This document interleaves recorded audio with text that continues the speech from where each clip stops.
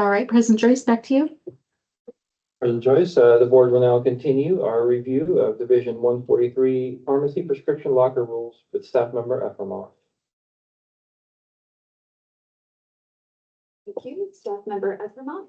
Just to orient everyone again to the document, this is mailing C2, and we are revisiting the PPL policy discussion. So this is not a first review of rules. This is just concepts that were initiated by the requirements of changes in statute 2025 Senate Bill 236. We left off at general requirements. So we are at 855-143-0200. Looking at general requirements, I have, there's a few that we probably have already discussed in our kind of fluid conversations before, but I will touch upon some of the general ones that were in the NABP model rules and some other states, and we can account for further direction from the board on if you would like to keep those or remove those or account for those in different ways. So the first one specifically listed here was communication with patients. Does a patient have to provide consent to be able to put a prescription into a locker? We touched upon a little bit of video auditory communication to enhance communication with the patient, if that is required or not. Addressed if the machine needs to clearly identify who is operating the machine and how to contact them. I feel like we got clear direction on that thus far. And pharmacist supervision was addressed already in the security section. Moving on to PIC responsibilities. We didn't get into the details per se, but did address a bit of Division 41 does already require the PIC to be responsible for general things. So keeping that in mind, does the board want to add any specificity to requirements to assign, discontinue, or change access to the system, stocking and destocking?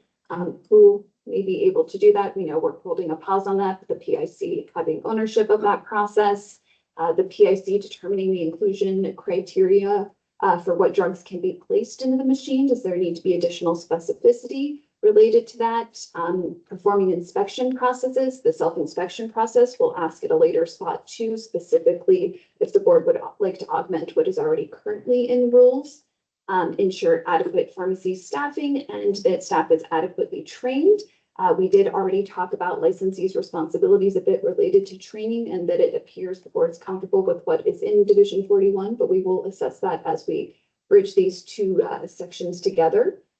Transit and storage conditions, the board did address some of this related to what is already in Division 41, in that maintaining the quality, potency, and purity of drugs storing at a manufacturer recommended conditions while in transit and while in the device. Returned drugs, permitting the return of drugs from the PPL to the pharmacy, and what conditions around that might need to be articulated or re-articulated in general in Division 41 with some of the potential disparity that is already in the language there, or to account for more recent practices of what is happening in the state of pharmacy related to delivery. Continued quality improvement related to errors and complaints being investigated and appropriate action being taken. So those are just some of the tenets that were from other boards, regulations that they have in place and in NABP model rules, which may already be accounted for in Division 41 or not. You can see through here on the left-hand side of what the rules currently are in place. And we'll do a round robin and just ask board members their feelings or thoughts around any of these. And I believe we're starting with Board Member Kroger. Oh, goody.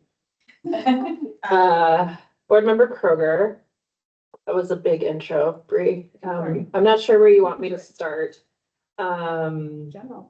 Generally, yes, let's just make sure that we're not duplicating what is already required in Division 41. PIC responsibilities, just with any other technology, what have you, they need to make sure it's functioning as intended. They should have policies and procedures that, are specific to their site and to the devices that they're using. The return drug question, I think, is an interesting one because it hasn't left the possession of the pharmacy. And there's different scenarios, right? Is the Is the locker in the immediate, waiting room of the pharmacy and just accessible while the pharmacy's closed? Or is this a locker that's, across the state or in a really rural area? And what does that look like? And I guess I don't have a strong opinion on, do we want to mandate, may only be returned if it's, less than 10 days in the locker or something like that. I don't know the science behind that and don't have a ton of opinions on that, but I think it should be allowed so that, the pharmacist on duty who's, hasn't left the possession of the pharmacy has been maintained under appropriate storage conditions and meets all the other requirements, just as if a prescription was sitting in the will call and returned 10 days later back to stock. So if those assurances are in place, I'm comfortable with that. Are we talking about point 2 and 3 yet, or was it just that first box, Bree? Just that first. Okay, just that first box, which is fine. The inclusion criteria, I think that would be something that would be included and should be included on a facilities and outlets, policies and procedures. I don't think we need to mandate that because they're gonna have some of these lockers may have refrigerated units. I don't know, we can't tell what the future holds, but the policies and procedures of that outlet need to reflect the technology that they're using. And we should just make sure that we expect that those policies and procedures ensure the safe storage of those medications. I think that's just about everything, Bree. Did I hit it all? Great, thank you, appreciate it. Board Member Benito. Member Pinedo, I agree with Board Member Kroger on, we need to make sure that the medication that is in these lockers are safe for patients to use and that are meeting all the guidelines and criteria to be returned to be able to be redispensed. How long a medication is good in a locker versus how long, if it's 100 miles away from the pharmacy and you're stocking it and you're going to get returned to stocks, are you going to make it back to your pharmacy the same day in that 100 miles? Or is it going to sit in your car before you can make it to the pharmacy to return to stock? There's a lot of different variables between a pharmacy out locker in your own facility versus a pharmacy locker that you're responsible for in a very rural area. And climate conditions and things that happen going to point A to point B. I know where we live, if we were to put a locker someplace on a mountain, it would be, you may or may not get to it in time when weather hits. So the responsibilities that are due to the brick and mortar facility having one there with them or further away, those are going to be two different scenarios. And so I think black and white and making everything the same may not be the best decision. Member Chen. Board Member Chen has nothing to add on this. I appreciated Board Member Kroger's comments. Member Hall, I agree with what's been said. The part about consent, I think you mentioned, I do think the patients should consent to having their medications placed in the lockers. But other than that, I don't have any other additional comment. Board Member Joyce, yeah, I mean, I see this like as a extension of will call. But I think we can rely on the technology to keep track of medication and if there's returns needed after like a 10-day window, what is it typically in retail will call? 7 days, 10 days before it's 14 days. I mean, we should kind of mirror the will call protocol maybe as far as like how long you store meds and until they're picked up. Technology in place will keep track of all that. And as far as consent, yes, definitely patients should be be required to give consent to put, their meds into a locker. Cause it's just, you know, it's novel, it's different, it's new, and I prefer to have, consent notice, required. That's it, thanks.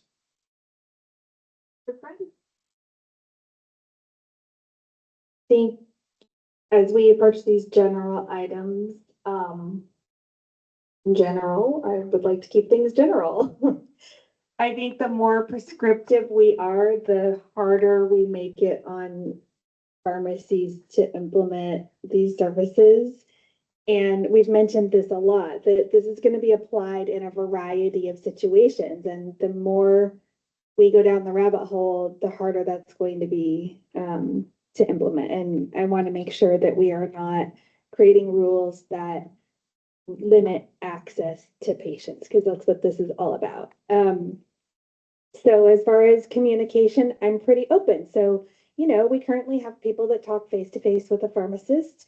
We currently have people that get a piece of paper with their mail order prescription and can call a phone number. So do I care that it has video? Not really.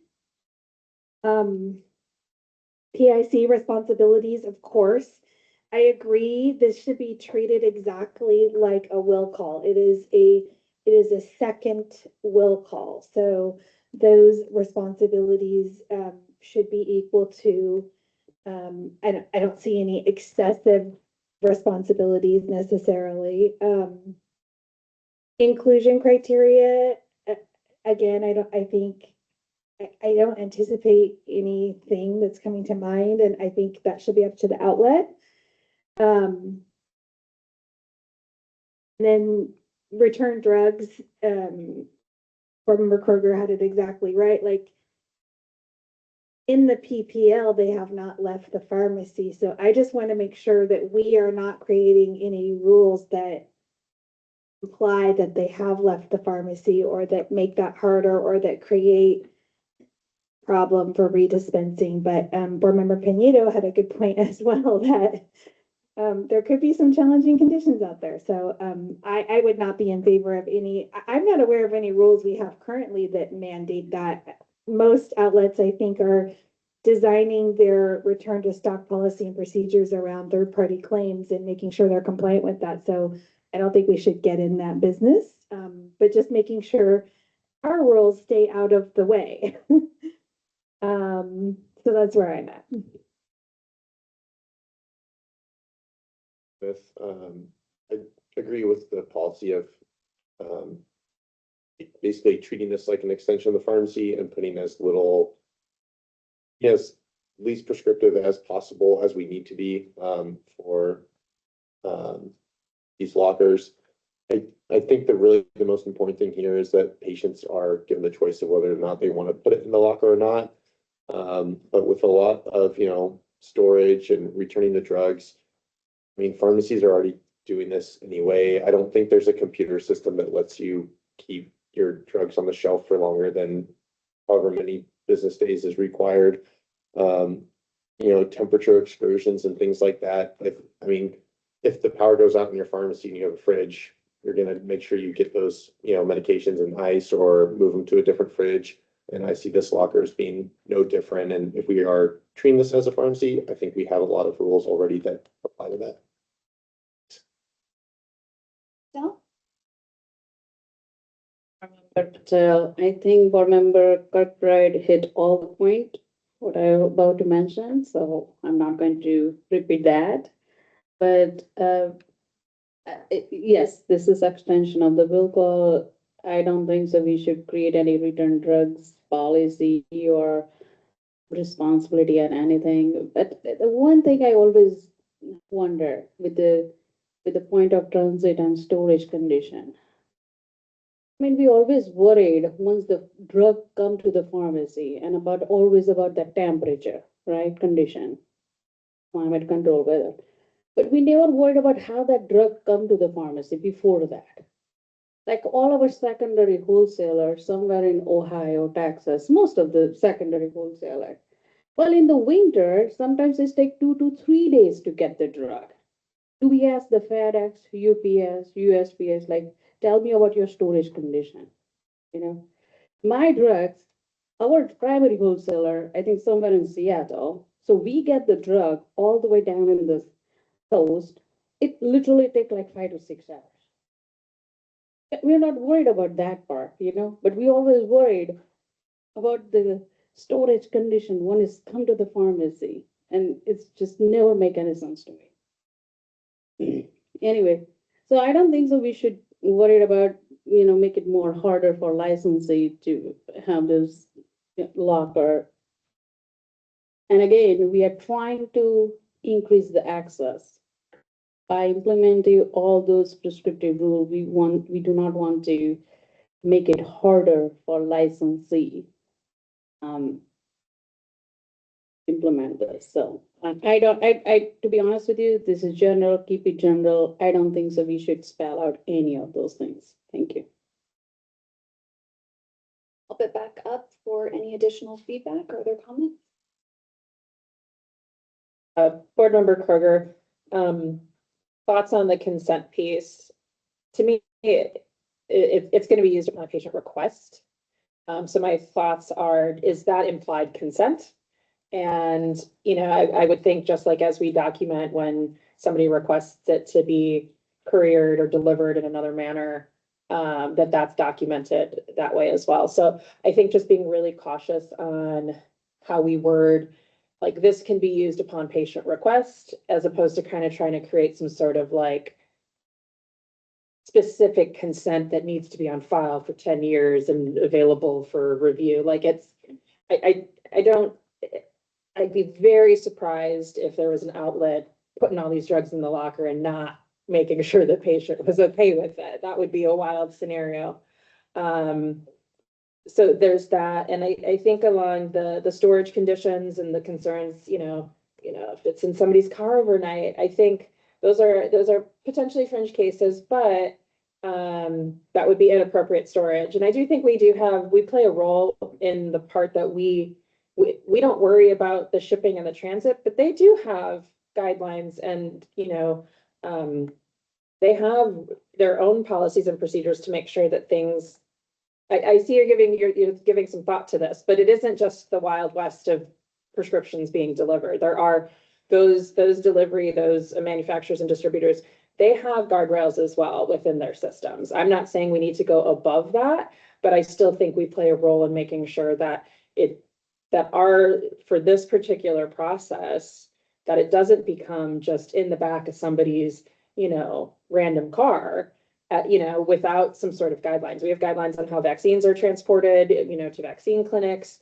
I would expect the same level of care being taken as they're going to a prescription locker if it's a decent, 5-hour drive or something like that. Board Member Patel, no, I appreciate the comment. What is just not make sense to me, like we don't ask them about your temperature, 24-hour temperature monitoring. We don't ask them quarterly validation and calibration and, was it really in that, 5-minute excursion or 10-minute excursion? We are not asking that. So why we are making it difficult for our licensee? You just say it's like, make sure like it's within temperature. Why we are going to spelling out like every time. Member Kroger, and I don't want to belabor this point because this is a bigger conversation around temperature monitoring, I think, outside of just the prescription lockers. But we do play a role in making sure that our outlets and pharmacists understand what are the guardrails when it comes to that. I'm not saying to impose anything more onerous than it needs to be, but I still think we need to consider that within this process as well. Further comments? Board Member Joyce, I mean, generally, with prescription lockers, the person that's enrolled, there's like an enrollment process to get your medications through a prescription locker, at least from my experience. And then it's almost like Amazon, they send you a PIN number where you access. So there's the electronic consent there. Any additional consent, I don't know. But at the very least, because you're going to be several miles away from the brick and mortar, you you get text messages, hopefully. And you get your PIN number, you access the machine. Most of these machines are not refrigerated. I mean, they cannot store refrigerated meds, most, which is unfortunate. But I mean, there are some more expensive ones that can store like insulins and things like that. But the majority of machines can't store refrigerated meds. But when it comes to consent, I understand, you know, that we don't want to add any administrative burden, but there is a need for electronic communication to be consented to at the very least. Member Patel, point of order. So we are talking about all the points. I thought like we are going to take one by one. And consent was on the app. So did we miss the 2 points? I'm just confused now. Staff member Efremov, I apologize. It is a little bit fluid in these conversations because so many things overlap. So we will circle back, or we could do it at this moment because it seems like a good moment. Related to consent, it sounds like I'm hearing from the majority of board members, but like, we can do a round robin on this. Do you want to require that a patient has to either request or consent to a prescription being placed in a locker? How that gets done, how that gets documented, sounds like whatever is the least burdensome way we can look forward to, but I just want to confirm that all board members or the majority of board members would like that. And I'll start with board member Pinedo. Or did I start with Pinedo again? Sorry, can you go there first? I would like to have some sort of consent. Board member Chin? Member Chen, I don't think it needs to be assigned consent. I think that when somebody requests something, I'm sure it goes on some piece of paper, but I don't see where we need to track that there needs to be a paper trail of who requests having their stuff in a locker.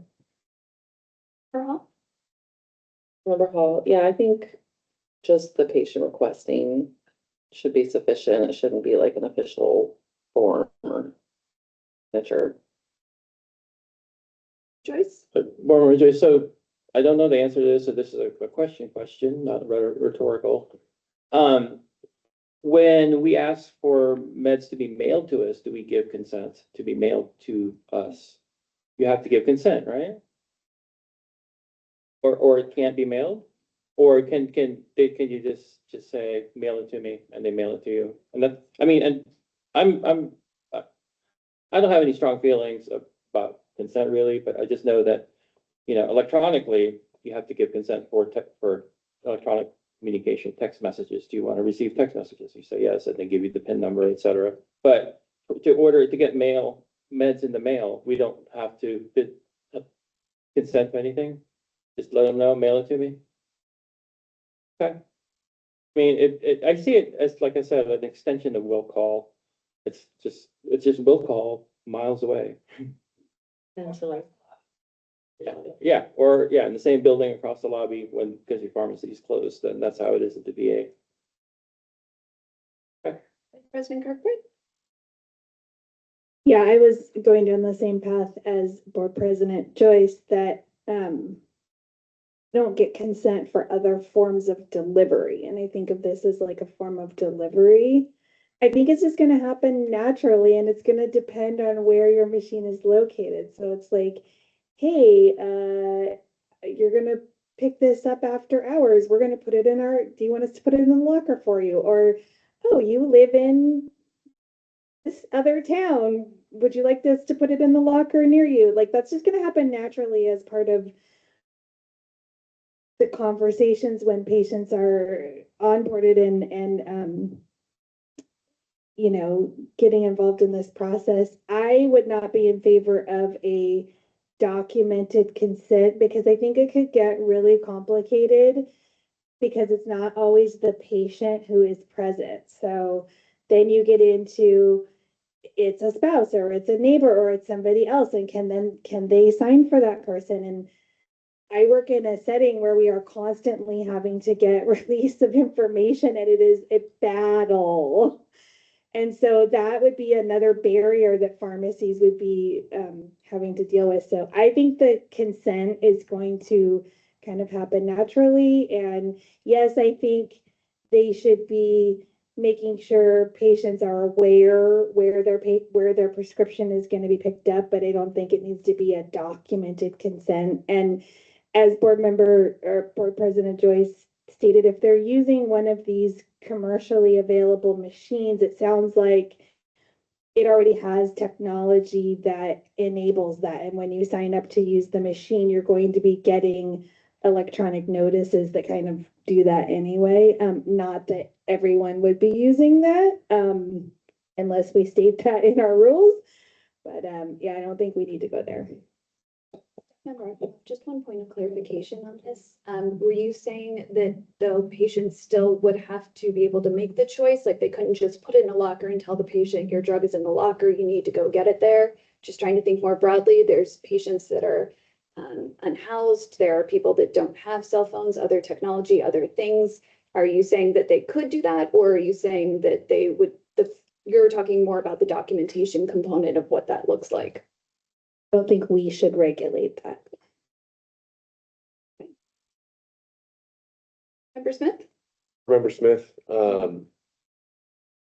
think with consent, I do agree that it should be just like a patient request. I do echo what board member Kirkbride said about documentation of release of information. That can be a lot for patients, and I think that's more than a barrier than it needs to be for this particular thing. I do think it is really important though that patients are aware, like what I don't want to see happen is like a patient accidentally like click it's in the locker, maybe it's like 50 miles away, they show up to the pharmacy, want to try to avoid things like that. So the consent thing is as much as the patient is saying, yes, put it in the locker, but also too, so that the pharmacy does have some sort of record of, hey, you told us to put it in there. And it kind of keeps everyone informed and on the same page about where their prescriptions are going. Member Patel? Member Patel, I don't think so. We need that documented consent by the patients or patient's agent. And we also have to remember that they don't have like unlimited spots, it's going to be 150 or 200 spots. So I'm pretty sure all of the pharmacy, the parent pharmacy say like, hey, you have to pick up your prescription within 3 days or 2 days or 5 days, whatever it is. And of course there is going to be some sort of communication, like, I'm not going to fill the prescription and just put in the locker box, and that's not going to be happen. There's going to be a policy, like each pharmacy, that you have to call, this is the time we are going to give you a call when we're going to keep it. You have to pick up within this time limit. Otherwise, we have to, bring it back to pharmacy. I'm pretty sure there's going to be habit. And as a board of pharmacy, I don't think so we should write down like SOP for them. So I think we should leave it up to the pharmacy. So in my opinion, I think so we need documented consent. Thanks. Your comments on that? Yeah, I want to add one more thing. Like if you do that, then what, you're not going to place the medication into the lockbox, if you don't have consent, you're not going to place, and then it's a weekend, it's just going to create another barrier that you could possibly delay the therapy. So that's another barrier. We should not have this. Remember Joyce, so is the general consensus you're getting is that there's no need for specific consent to have this put in lockup in the page, right? No? Staff member from up, that's not what I'm hearing. I'm hearing two different conversations get blurred. Okay. I'm hearing the documentation of consent versus the patient having the power, right? So if the patient is the one that drives the access, there would be no access restriction related to being a barrier for a patient to request it. It would be maybe logistics for the pharmacy that would cause the pharmacy to have to do more work to ensure that the patient they're following the patient's direction. I will say all of the rules that I found from every state, this was a requirement. This would be an outlier of situation, not to put the power back with the patients. And I do think again, I would hope that most companies do their due diligence and would assess if it's an appropriate for that patient where they live for something to be in a locker. I don't think business wise, it would be worth them putting things in lockers if it's not going to help accessibility for patients. But there are a lot of other considerations that might need to be made, but I hear very loudly and clearly no documentation necessary for that confirmation, but it sounds like maybe we should get clarification on the other part. And I think Board Member Kroger had a comment to make also. Remember, Kruger, I'd love to see example language from the other states that you're referencing. That would be really helpful, like if, as you're crafting this, being like, here's. It's in your resource folders too, just so you know. So yes, all of the state, there's about 6 and NABP model rules that are in Okay. there, and there's a I didn't. Excel spreadsheet that actually highlights the different components that has each of those tenants put within.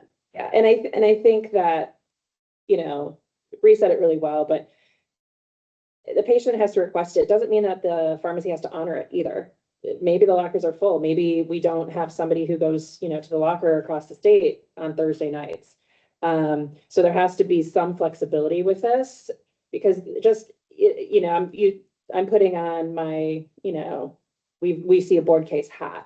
And what are we gonna see? We're gonna see an unhappy patient because they couldn't use the locker, or they requested to use the locker, but then they showed up at the pharmacy, and then what happened there? So I do think that an element of that, like requesting slash consent should be there, but I also feel like we can't handcuff the outlets into, you know, the patient demanded to use the locker and, you know, they consented to it. So, you know, I feel like it's a little bit of a slippery slope. We just need to be careful with that. I'll take a look in the resource. And I think we can pair that together. That's easily done. Because Like your little boxes on the Yeah. side, that's helpful. So. Yeah, we can definitely do that. So it sounds like we'll do a couple options so the board can look at different varieties. And if you choose that that's not something you would like to require, obviously that's your prerogative. Thank you for that robust discussion. I did want to also, just not to lose sight of, just for clarity, you do regulate manufacturers and wholesalers that are distributing drugs. So DSCSA, Drug Security Act did pass. We do have regulations that should be updated then. It's a great opportunity to talk about holding them accountable to the same standards. Maybe you hold a pharmacy or different, or whatever those guidelines are. It should be worth maybe wrapping that into a comprehensive discussion when talking about 1036 also.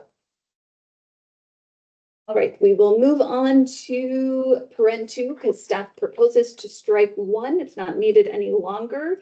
And this one seems like a simple question too. It's simply to delete it because obviously a pharmacy may operate more than one pharmacy prescription locker, but didn't know if the board wanted to be specific in some language or just strike paren 2. And we will start with Board Member Chin.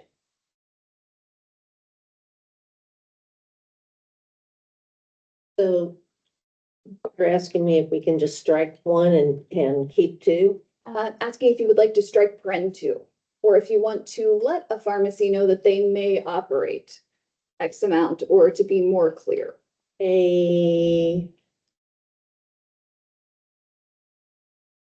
Yes, silent on it is what I'm trying to say. Maybe Meaning, silent on it.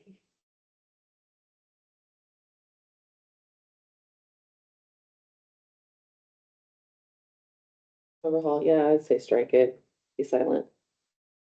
Member Joyce? Barbara Joyce, I mean, so someone might want to know they can have more than one, right? I mean, that's just my opinion. I mean, if I was a business owner and I had a PPL right outside my pharmacy, and I'd be thinking, oh, what if this is a good thing? I want to put this one on the other side of town.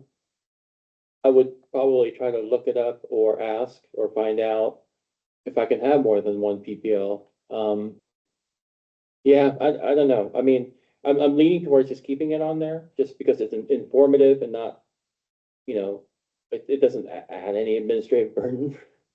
It's informative. It's, you know, it could increase, it could potentially, someone who's interested in expanding healthcare access as a business owner, they would want to know if they could have more than one PPL. So I would leave that on there. I'm leaning towards leaving it on there. President Kirkbride? don't really have a preference. I was just scrolling back to see if that could be accomplished in another way, like earlier in the purpose or and scope or definitions or somewhere early on, like a normal or, I don't have a preference whether it stays or goes. Member Smith. I can see it going both ways, but I don't really see the harm in leaving it on there either. So thanks. Member Patel, I'm also on either way. Yes, it's not add any value, but we can keep it, we can delete it, Alan. Board Member Kruger, I guess this goes back to and maybe AG Hunt can weigh in on generally our rules. If we are silent, is it permissive? And is that how we generally interpret that? And if we start putting in the may versus the, the opposite, like you can't, how does that change just generally how our board rules are interpreted? So if we start line iteming what you can do, does that imply that if it's silent that we can't do it? So I would prefer, this is the Legally Blonde School of Law here, just this is like, to me, it's like, do we have a bunch of these you can do X, Y, and Z? So are we interpreting the rest of the rules that if we don't say you can, it means you can't? And so would this be something where we stay silent and then it is ultimately permissible? Do you kind of get where I'm going with that? Like if we start saying line item, like I agree, there really isn't too much harm in saying, yeah, of course you can have more than one, but does that have other implications for other things that we haven't specifically said you are allowed to do? I mean, I don't Can I get know. where I'm going? Yeah, I mean, it would sort of like, I need to kind of like see an example of what you were like within the same like chapter, within the same subsection, like, I would sort of like, I just made me think like broadly, like how we approach our general like rulemaking. I think that I would like it to be consistent throughout all of our rules in general, that if something is like, how are we approaching it? Is this the approach we want to take? Because then I think there would be a lot more work to add the you may, and I feel like we maybe did that with the tech rules, right? We switched that from what you can do to this is prohibited, right? So I think that's maybe a good example of we specifically said what you can't do. We're not listing out what you can do. And this would be one of those, let's just stay silent because we are implying it is permissible. If we didn't want them to operate more than one, then we would say you shall not, you must not operate more than X amount of PPLs. Staff member from up, I think this is a great, big, massive question that might be a little more than this conversation at this time. So maybe we could huddle back, because I think some of that conversation, it will come up on the compounding rules again also, because there was some negotiations, when, concessions that people make when making rules together, that say certain things like you may or encouraging to do, but aren't required. Is that really the best space for it or not? I think higher kind of what is the bigger ethos of how the board wants to write rules, and yes, we try to stick to the same way every time, but we might vary every now and then. But I hear what you're saying, methodology of clearly knowing what being silent means and if you should be permissive or prohibitive as a maybe North Star in how you write. Yeah. Okay. So I understand that is a meaty question I just threw out there, but so I guess for just right now, stay silent would be my opinion. It's particular. Member Pinedo? Remember, Pinedo. I like when things are clear for licensees. I like when they can look at the board website and go directly to a little question that they're asking, and there is the answer. With it on there, that's kind of simple, black and white. Yes, you can have more than one. So I think as far as transparency and to be able to know for a fact, yes or no, I would like to leave it on there because I'm sure somebody is gonna look and be like, oh, can I? And if there's nothing on there, they're going to make that assumption on their own on, well, maybe I can't because it's not on there. So I would like to see it stay. Open it up for further discussion. Member Hall, just to add on to what board member Kirkbride had said, I wonder if there's a way that we could, you know, add it with PPL and then have it say PPLs or, you know, something like that, so that it's clear that it's a potential that you could have more than one instead of having to say it.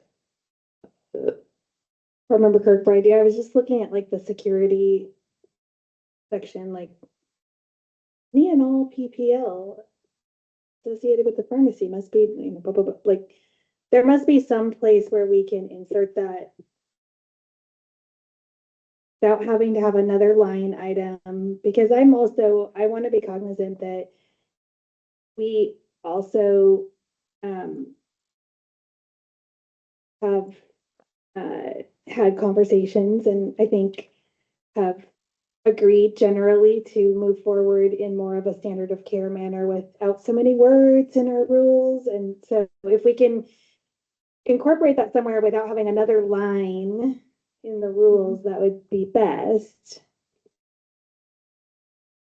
Staff member Aframath, I'm hearing summary wise, we will try to look at these rules holistically when they move into Vision 41, try to account for this in maybe a more natural way instead of a one-liner calling it out so that it could be clear to licensees. But with that, we are going to look at a bigger project since board member Kroger's feeding us all these meaty, great topics. I'm just kidding. This is great. To try to figure out too, as we start to do these revisions, what that looks like so we can help provide some information for the board so you can make informed decisions.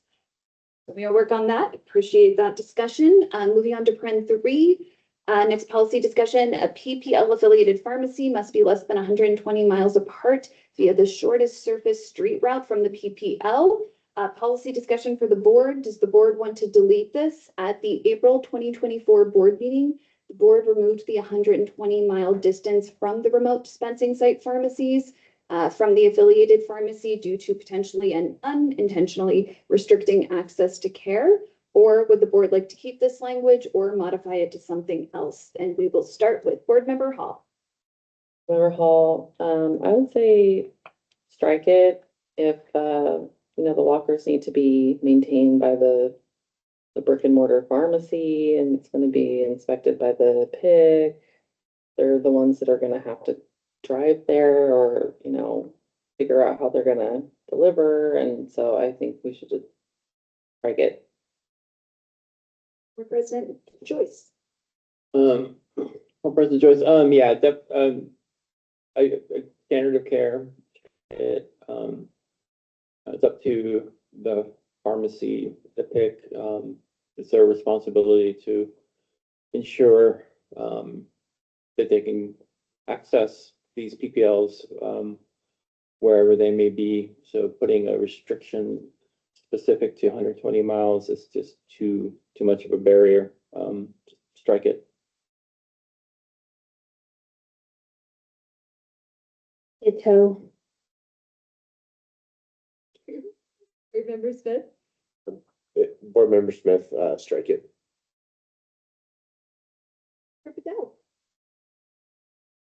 However, Patel, I do remember there was a robust discussion on that, about an hour. It was. That's painful. It was so painful and yeah, here's my 2 cents after that discussion and everything, because I heard both sides. Either we should keep must be less than 120 miles apart, or we should say only the in-state pharmacy can have the locker. Here, then what about like, you know, the mail order pharmacy and then out-of-state pharmacy, they have all the lockers. And then they have the main pharmacy out of state and which we never inspect, you know?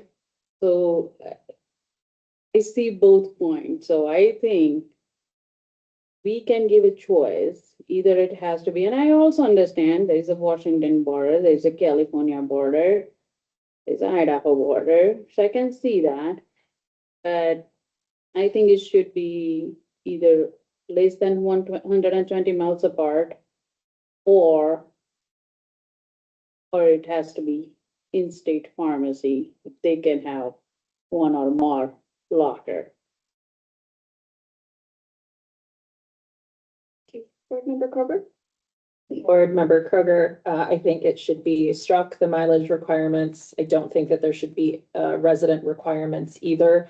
This is, I think generally will be self-limiting by the outlets. It's not very efficient to operate a locker at such a great distance and still meet all of the other requirements. But I don't think we need to have it specifically listed out in rule.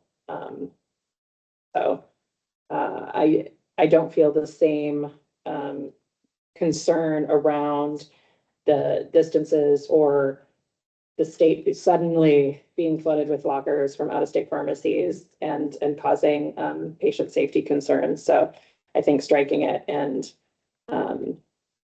as hopefully these do become more widely available, we'll be able to address like safety concerns or bad actors, if you will, as it comes up. But I think it's really self-limiting in itself for most outlets. And I don't think we need to be restrictive within rule. Thank you.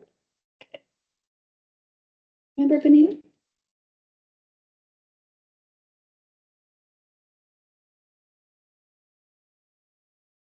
Board Member Pinelo, if another state, if we strike that and I don't know, another state decides to put a locker, we are entitled to inspect that locker, correct? But if something is wrong with it, we can't inspect the pharmacy that put the locker here. Or can we? Does it tie into the two somehow, some way? Staff Member Ekmoth, I think we have jurisdiction over people registered with us, specifics related to how we investigate. We could ask on a case-by-case basis, but in our state, we do have pretty broad jurisdiction. Non-answer, sorry. Okay, Board Member Patel, if I may add. The problem is like, if you are out of state, they don't have to follow all the big requirement for Oregon Board of Pharmacy. So we have like very specific, if you see the Idaho, self-inspection form versus ours, so we have all the language interpretation, you have to have all those requirement of like, that script talk and all those things. They don't have to follow because they're not going to fill out Oregon Board of Pharmacy self-inspection form. Your pharmacy is in Idaho. So Staff Member Ekmoth, I think this gets into a bigger conversation that you will probably have with Division 41 in the way that non-resident rules are written. So this should definitely be pulled into that. But know if they are dispensing, distributing, or delivering drugs into this state, they do have to follow the requirements of this state. Thus, they would have to follow the laws of notifications, for example, of patients related to prescription readers or translation services. Are they following that? Yeah, because I did ask this question a long time ago, and I do remember, and the answer I got that time, they don't have to fill out. With the self-inspection form, that is correct. They have a different self-inspection form. That was my question, but anyway, I'm just, that's what my concern is anyway.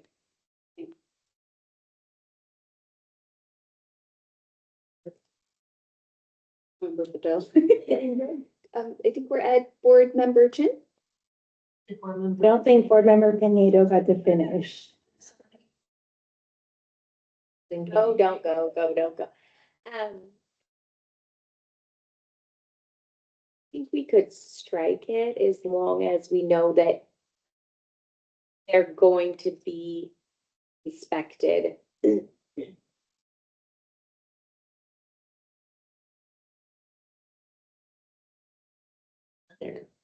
Yeah. Member Chin. Member Chin is comfortable with it being removed. I want all my hours back.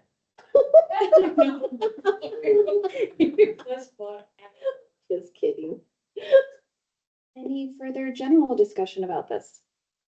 Board members? Member Smith, I think, the idea of an out-of-state pharmacy, like popping a locker in the middle of downtown Portland, I feel like that's different than like a mail order, honestly, and that's something that is done, like, imagine pretty safely, and I think we have recourse if someone starts breaking the rules, and I would imagine we'd have the same in this situation too. That's all, thanks.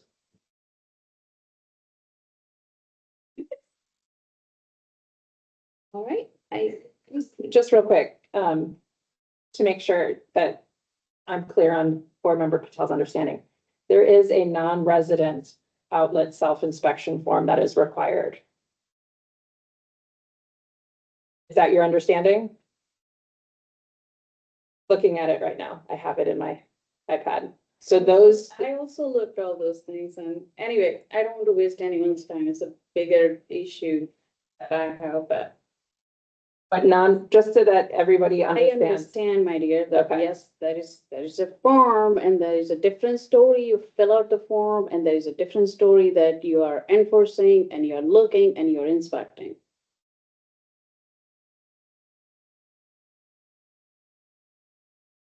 Staff member Efremov, I feel like I'm hearing the majority would like this deleted, but we need to make sure that we follow up on inspections for out of states and potentially these lockers that are in the state, and to look further into non-resident requirements when we visit Division 41. We'll blend some of these comments into future discussions. Thank you, really great feedback. For the next one, I think we can skip. Sorry, I did go out of order. 4F was the consent discussion. I think we have good direction at this time on that one. So would move down to 4G through N, which is pretty much the rest of this section. Just asking the board to review, is there anything specifically that you would like to keep or feel definitely should not be there? Or have we accounted for what you think needs to be accounted for in the general requirements? And I believe we are starting with board member Joyce. Board member Joyce, so you're talking about the overall? Just overall, yep. Overall. Only thing I felt, I don't know, I wouldn't say strongly, but keeping the more than one PPL, it's just one line that's is specific that I could see a business owner wanting to know that information that they can have more than one. I mean, I would assume as a business owner, I could have more than one without looking it up. But to have that one line there or somewhere, just to make it clear that they're able to own more than one is the only thing really. The needing a tech for delivery of meds, I mean, I support not needing a licensed technician. Just because you never know with shortages in rural areas. I know there was a big tech shortage in Malheur and Southeast Oregon, and they had a hard time finding technicians in that area. So I don't think a technician is needed to be able to transport meds and put meds into a locker.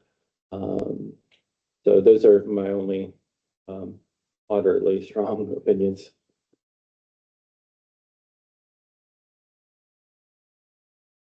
In relation to the comments about, so for G, for the PIC, I think I would like to see something like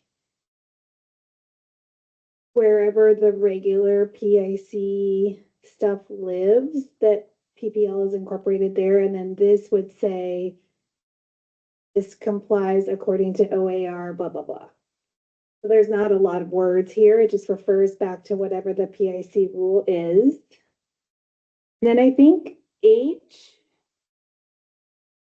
I seem to fit more with security, and up in that section when it talked about like you know, when people can access it, like that seems to fit better with that.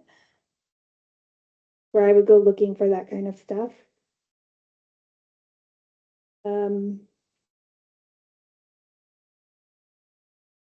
Training. I think we've also covered in depth in other areas of our rules. I don't know that we need to comment on that, and same with CQI. So I don't know that we need to have separate line items for those things. Thank you. Member Smith, again, we're trying to highlight G through N. Thank you for doing that exercise.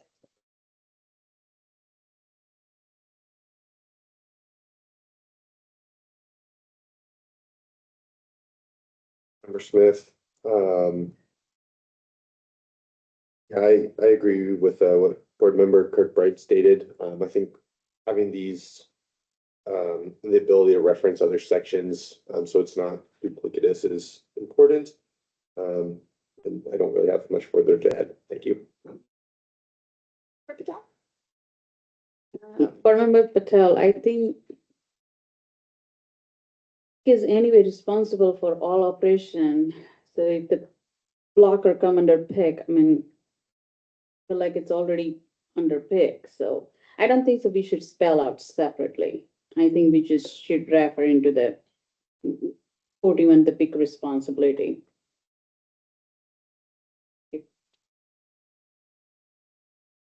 Member Kroger, I agree with Board Member Kirkbride's kind of like line item suggestions.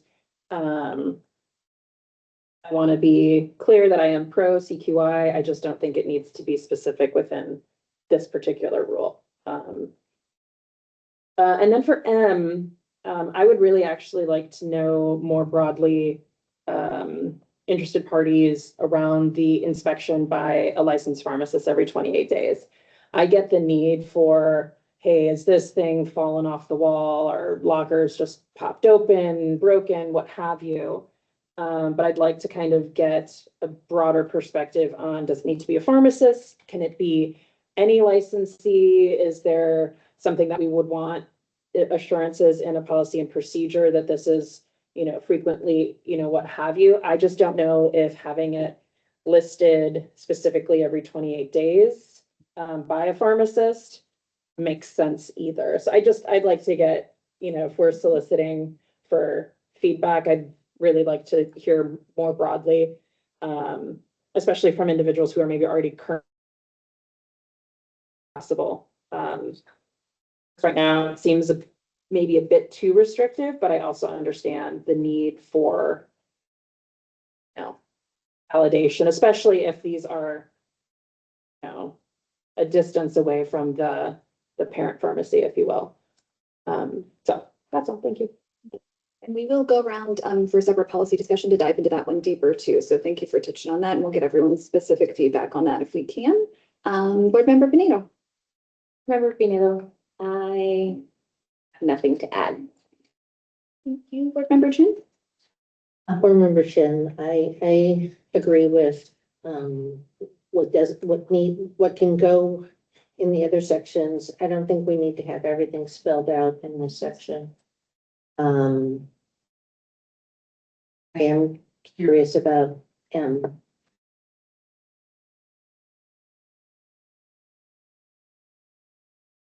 Member Hall. Member Hall. Yeah, I agree with what's been said. I thought we were going all the way down to M, but same things that Board Member Kroger asked about in M, I would like to hear more about. I don't know if it has to be 28 days from a pharmacist to inspect the lockers, but other than that, I don't have anything else at this time. Staff Member Effernoff, I do apologize. I'm not good at enunciating either N versus M. So for this one, I did want to just share for this policy discussion and looking at the other states that have similar specific language of, the dispense direct to patient or automated system or pharmacy locker. I could not find one that was more, I guess, as restrictive as this. Most of them incorporated that as part of their inspections, again, treating this like an extension of the pharmacy, that the locker should be inspected when the pharmacy is performing its self-inspection. So just something for you to keep in mind. Obviously, the board can do whatever it would like. So for a policy discussion, does the board want to continue to require an inspection for the PPL every 28 days? Or do you possibly want to require it annually? And again, it sounds like additional questions to ask of who is required to complete that, or if it is part of just the pharmacy inspection, would it be okay to fall under that, and what a pharmacist may delegate versus what a pharmacist is required to do? Where might that fall in alignment? So I think we're starting with Vice President Kirkbride.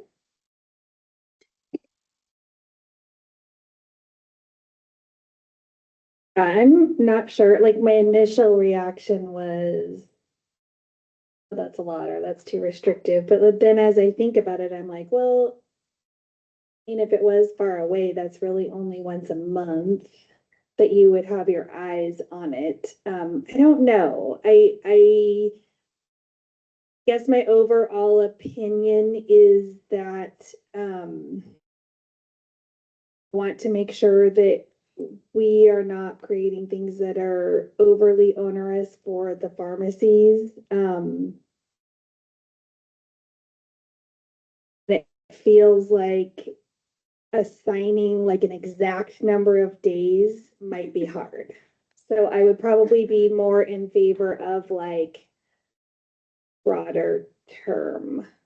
But I don't know what that would be, because I'm trying to visualize like how often would we want someone to actually have like in-person contact with this if it was far away. And we're contemplating different situations. It's one thing when it's in your lobby, and it's another thing when it's 6 hours away. But yeah, I think I would be in favor of not like an exact number of days, because that could potentially be difficult to comply with.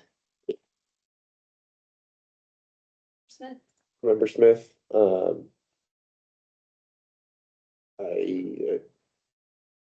agree with what Board Member Kirkbride said. I think the 28-day thing would be prohibitive, especially if it is far away. And it's not like there's maybe no one checking this machine. I feel like if it's being used, people will be restocking it consistently, and that's one way that it'll be checked. But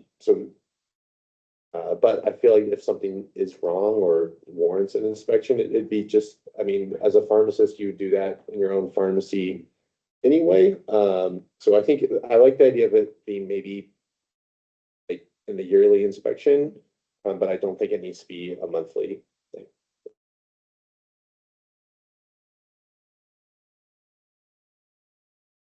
Patel, I also share the same opinion that I don't think that we should write down every 28 days, and we should say as deemed necessary.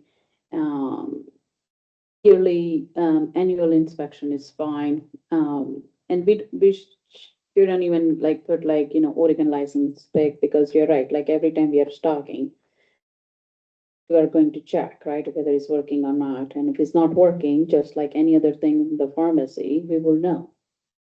So I think we should strike out that end. Thanks. We already kind of touched on this, but I think the other board members articulated the line of thought I have as well. Member Benito? Remember, Pinedo, what about the quarterly inspection? One of those, just yearly?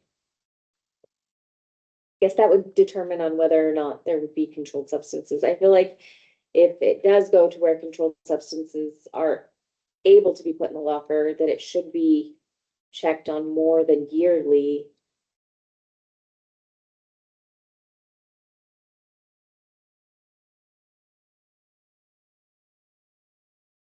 We don't see the DEA changing, I guess. But if they do, and then now you have controlled substances in lockers that are only checked once yearly. Effective.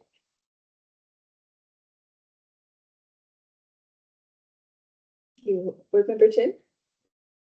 Board Member Chin, I definitely don't see the need for an every 28 days, or a prescribed, shorter period of time. I think anytime that the PIC is responsible for this, and if they deem there's an inspection necessary, then they should get their booties out there and inspect it. I think it's interesting about an organized pharmacist, though, if we're talking about the out-of-state pharmacies plopping all these PBLs into Oregon. And I think we'd had this discussion about how they could hire consultant pharmacists to do these inspections, if I remember right. Okay. So, I think that overall, my thinking is that it could be part of the annual self-inspection that the PIC does, that includes all the PPLs that that organization has. Board Member Hall? Board Member Hall, yeah, the 28 days is too short. I don't know how I feel about the rest of it right now. But it has already been said, pretty much agree with. Board President Joy? President Joyce, I mean, 28 days is definitely way too restrictive, trying to, meet that requirement and then us citing them for it for not meeting that requirement. We don't want to do that. So these machines will be continuously giving the brick and mortar feedback as far as like failure, mechanical failure, damage to the machine from somebody trying to break in, et cetera. And obviously they do need to be inspected, but there's always going to be like a feedback from the machine that can be monitored. This is Board Member Chin. Do we know that all machines do all these things that you talk about? Yeah, I'm positive. There's a failure. It's like a Pyxis or it's like a Pyxis cabinet. It's all in the system, and you can see if there's mechanical damage or a failure of some sort. I was just curious because Yeah, there's one it's been a at the VA. long time since we saw, and they were Videos. they were more rudimentary back then when we were first talking about this. So I mean, there's a feedback loop that tells you if there's a mechanical failure, because it tells you what drawer, what cabinet to put it in. It sends out a unique PIN number to the individual picking up the meds. It's a per transaction PIN number. It's pretty advanced. But anyways, where was I? Oh, yeah, there's no need for 28-day inspection. 1 year, that's a bit too long as well. Why? This is Board Member Chin. Why, if you're getting all this feedback, is 1 year too long? I just need. Think about it. I mean, 1 year, that's a long time. It's how long you wait to inspect your pharmacy. Mhm. Well, Okay, I don't you're know. not getting all of that daily feedback from a machine. Yeah, I don't know. What do you suggest? So 1 year is fine? No, I'm just asking you why the rationale. So Step Member Efremov, I just want to make sure everybody gets a fair and equal turn to talk. I see Board Member Kroger's hand up. So everyone got to go around once. I just want to make sure Board Member Joyce gets to finish his thought, and then we'll let Board Member Kroger speak, if that's okay. Yeah, that sounds great. And also, there is a requirement for the pharmacist to do the inspection, right? The PIC must do the inspection.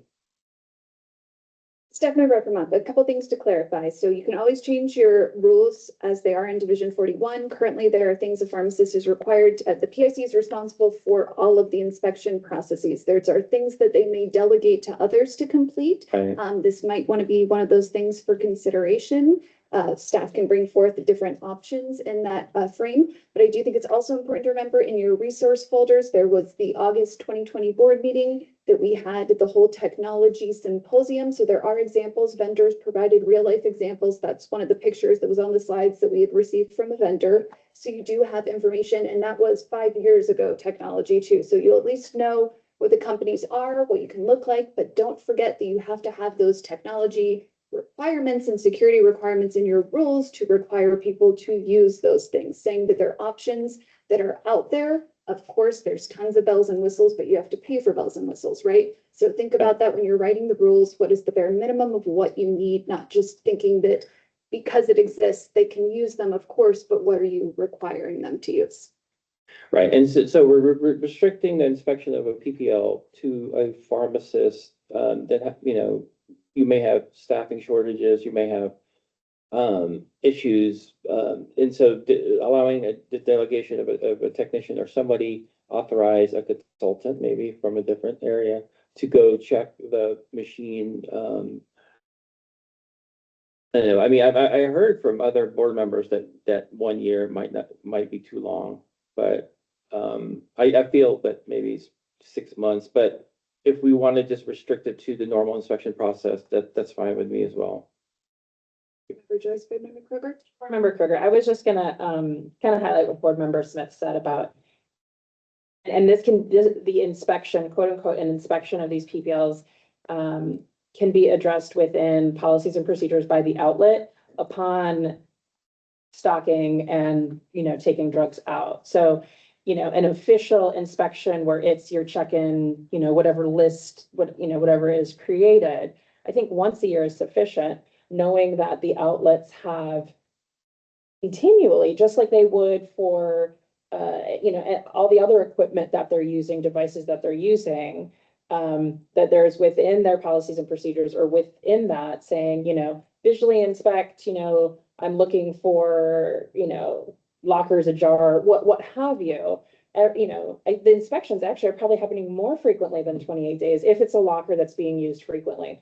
Now there could be a locker clear across the state, it might only be used once every 6 months, right? But that one time, that one patient that desperately needed it, like, that's great. We don't want to make that so onerous for a pharmacy where it's just really, sparingly used. But if there's assurances that each time it's being stocked or drugs are being pulled, that there is a inspection, I'm putting in air quotes, Right.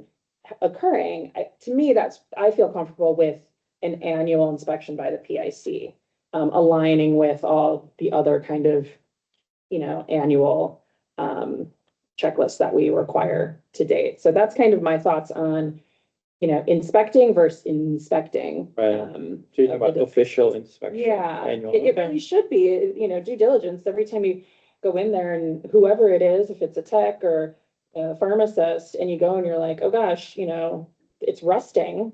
Yeah, That you have the professional duty to, raise the flag and say, hey, I don't think we should use this, or, we need to call the vendor and get it fixed. Okay. Something's not working right. So that's kind of how I see this unfolding personally.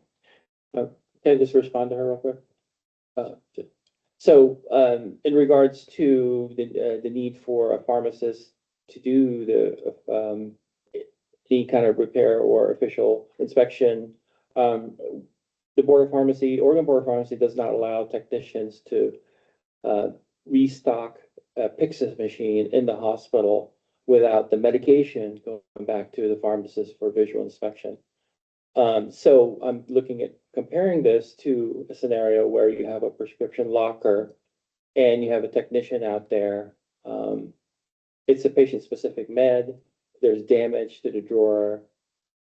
We're gonna allow them to put it back and do the fixing themselves, a non-pharmacist, or what happens to that medication? Because in the hospital setting, it has to be brought back to the pharmacy to be re-inspected by a pharmacist before, even though it can be scanned. So it just, there's some inconsistencies in our rules. Because I'm trying to make the analogy of the Pyxis machine. And you have your central pharmacy in the hospital setting, your Pyxis machine is up on the 9th floor. So you have your brick and mortar in, whatever, and then you have your PPL miles away. So I'm trying to make that same analogy and kind of have the same logic when it comes to automated dispensing machines like Pyxis and prescription lockers. So that's maybe a different discussion, but okay, sorry, I yield. Vice President Kirkbride? Very different discussion. But I agree, those rules need to be looked at because this is a new world we are entering. And we've already talked about, like, it's not gonna be a pharmacist out delivering meds to this machine. So we're gonna have to look at that. But my comment was, I went first and wasn't really sure where I was landing, but I definitely have come around to the idea of, I really like this being part of like the annual self-inspection. I think that fits nicely with like what a PIC does in a pharmacy, so that makes a lot of sense. I also support delegation. I don't think that's something we normally do, at least when I was a pharmacist in a pharmacy, you couldn't delegate your self-inspection, but I think in this case, it makes sense that you could delegate that to a licensee, an Oregon licensee, but ultimately the PIC is responsible. So if a PIC chooses to do that, they are responsible for that self-inspection. If they delegate, they're responsible for whatever comes on that self-inspection. So I'm okay with both of those things. I think we can probably shorten up that language in that case if we go with that, because it just kind of fits in with like our PIC rules that we already use. Thank you.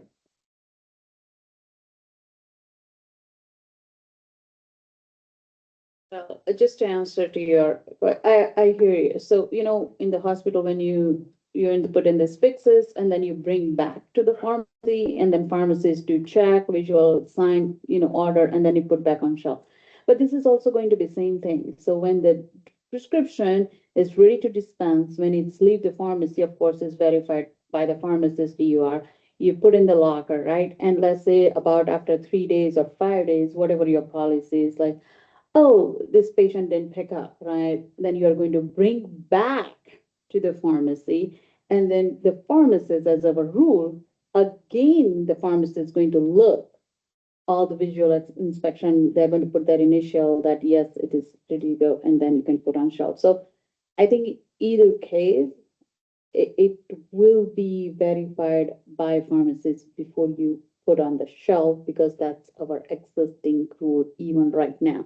Just like will call when patient don't pick up, right? The vials you bring back, pharmacist check, and then you put back on shelf. Yeah. For more just, what if you have to put it back into the machine, into the PPL? Let's say it's a damaged cabinet and the tech is there, oh, somebody can access this. I need to put it into a different cabinet in the PPL. You can just put on the different spot, like this one is damaged, you put on the different one. Yeah, that's and where then- it's a little bit gray, because in the Pyxis machine, technicians can't do that. They can't restock. It's not restock, board member Patel, I would not say it's a restock, it's just like you change the location. Because this cubicle was not working, so you are putting instead of 52, you are going to put in the 51, and you tell the patient that, hey, instead of 52, you have to access the 51. Yeah. That's what I said, thank you. Remember Kirkbride, so if you're using a bag system, your bag fell off the rod. Would you pick it up and walk it over to the pharmacist and say, I need to put this on a different rod because the shelf broke? No, you would just hang it on a different rod.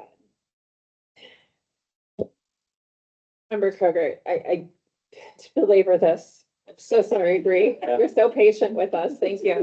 So here's the way, so to me, those scenarios that you're thinking of, we have the general rule of the responsibility for safe drug storage, et cetera.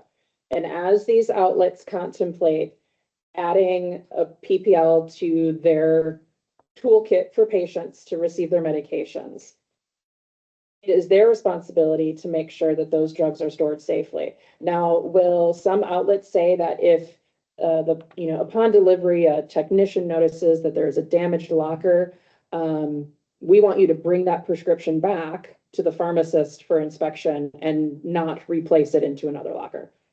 That may be, the risk tolerance that outlet has and the training that goes into that. I don't think we can think of every possible scenario to address those concerns. Those are totally valid concerns, but I think for us, if there was a case where the outlet was like, oh, I just put it from 50 to 51, there's something wrong with it, then we're gonna come back and have some serious questions on their policies and procedures and make them rewrite it so that that doesn't happen again.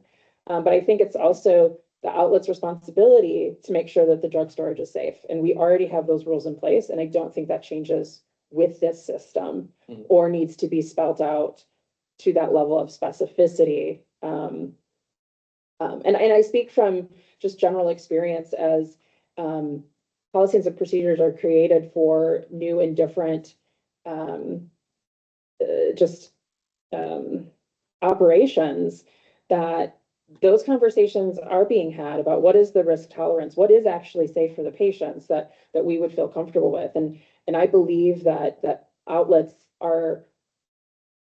they do really care about making sure that patients are getting the right drug and it's the safe dose. And we've got the rules in place already that requires that. So I think these are all really great scenarios, but we're going down the line of writing almost a policies and procedures for each outlet. And it's going to be so different. And I appreciate the conversation, but just we could go all day with the various scenarios, I think. But I think in general, that will be our job is to enforce the safe drug storage.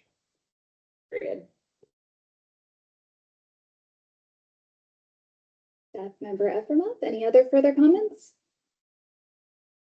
Okay, just one other reminder, as part of this step 2, we do have to make sure that we are in compliance with statute, right? So of course, only a pharmacist may practice pharmacy, and a technician has to operate under the direction, supervision, and control of the pharmacist. And there's certain areas that when judgment is required, verification is required. So there are that construct will have to exist as we do this assessment too, and all other things, but just making sure you're aware, we will do that too. This is pie in the sky, whatever you're thinking about, want to do, and then we'll, run it through the machinery and see where we can get.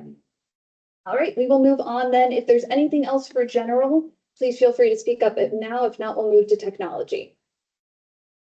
Okay, let's move to 143-0205, technology.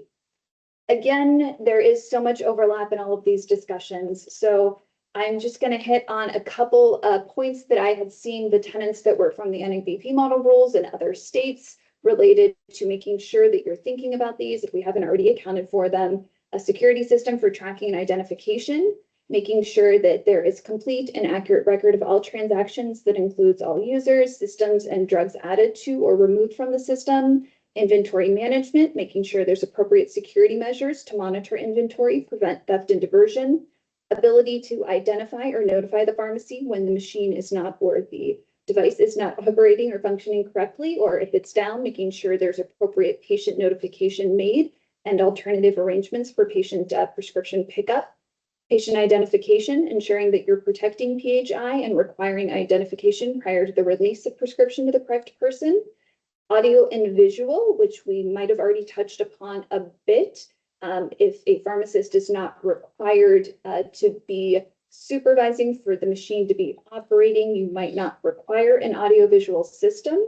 But if you did, like many other states do, it has to have the capabilities to allow for appropriate exchange of oral and written communication potentially. And then video surveillance, again, varied greatly between many different states. And what does video surveillance mean for you? Is that more of security of the machine? But we also heard in conversations before yesterday related to that camera security is not required in a brick and mortar pharmacy. So wondering if that is something related to these machines, if you would treat them differently as a brick and mortar pharmacy that is closed and there's no staff or no pharmacist there related to security. So just wanted to get your thoughts going. And I believe we're starting with Board Member Smith. Awesome. Thank you.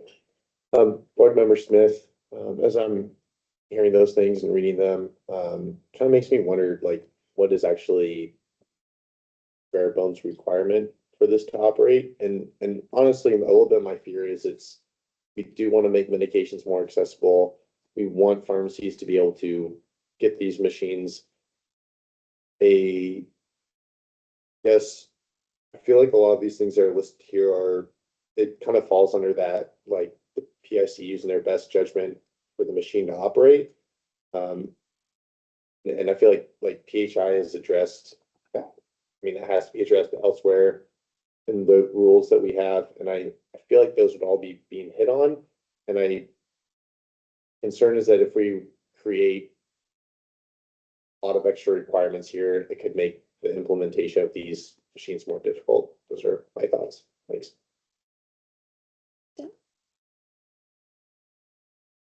Member Patel, I'm also going to echo whatever Board Member Smith said.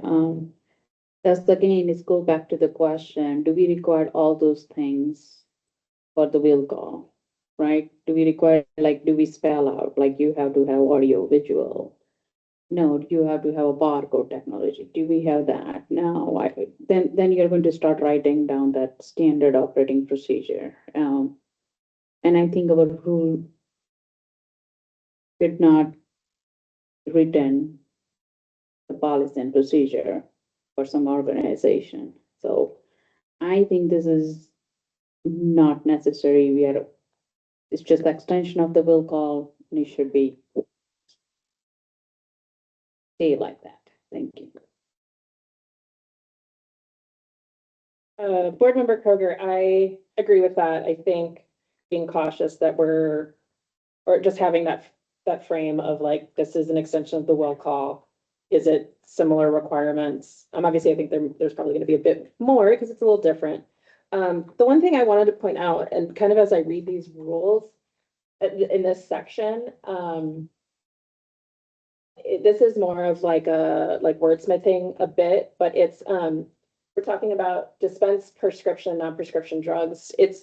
We're dispensing completed prescriptions. And I think we need to be really careful that we're not conflating that with those other devices that aren't final product ready for sale, like just in the verbiage of what we're using. Right, because like to me, it almost like you could have, like, are we gonna put, I don't know. I want to make sure that that's very clear, that these are intended for, verified prescriptions, patient specific, not just prescription drugs sitting in there.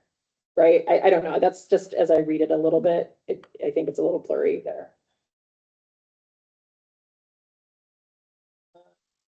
I do feel like there needs to be a system of the same type of tracking of who's doing what extends to this. Who stocked it, who pulled it. I don't think that would be a burden to require that part of the process. We ask that for when a prescription is sold. That should remain the same here, in my opinion. I think that's. Nothing to add. Remember, Chen? Nothing yet. I appreciate the comment about the dispense prescription. Remember Hall, yeah, I had the same issue reading that. The part about utilizing barcode, I don't want to be different from other rules, but these are far away from the pharmacy. We want to utilize barcodes. And then my other question was for dispensing. I think this came up earlier, if someone doesn't have a phone, so they don't have a barcode on their phone. I just don't know if there is any capability. I didn't go that deep into the companies that make these lockers, but that was what came to mind. Then for 4, I don't know if we're going down that far. Routine maintenance seems important, but I don't know if it needs to be spelled out.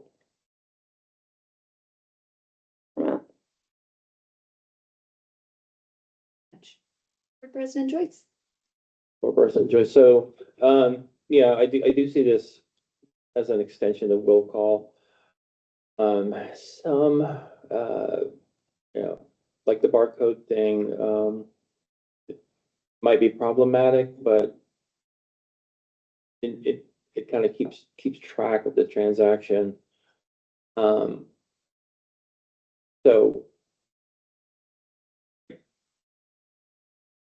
kind of comfortable most of the things that are on here.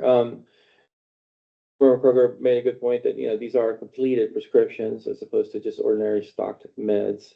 And that's kind of sort of what I was alluding to earlier, because we don't want to create a scenario where you have a technician at a PPL that has to make a judgment. And, because the bag is damaged. And, so, does he put it back into a different drawer? Does he bring it back to the brick and mortar? But anyways. And that's kind of where I'm at. It's just, we want to be as less burdensome and don't want to create any barriers. And yeah.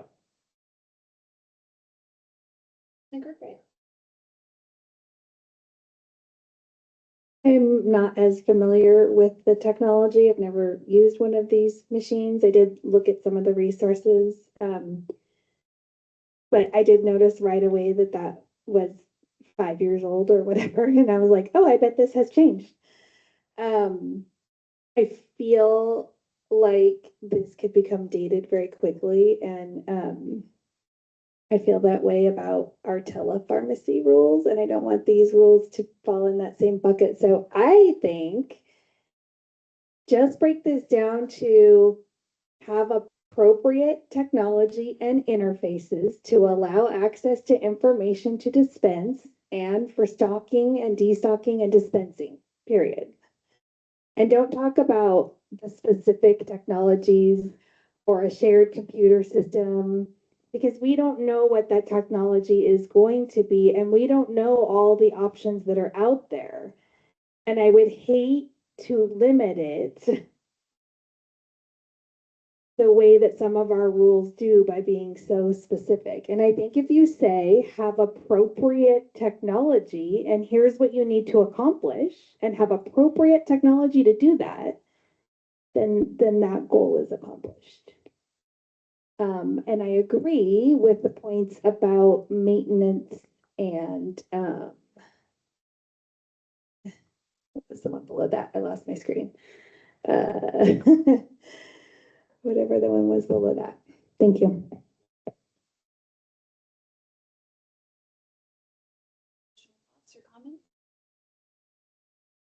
Board President Joyce, I totally agree with Board Member Kirkbride. Just have the language kind of so it's able to self-transition into as technology advances, as it moves with the technology. So we need to make the language, as nimble and flexible as possible, so it adapts to technology as it improves. Who knows? Well, maybe we'll have drones flying the meds into the PPLs. They have the technology, right?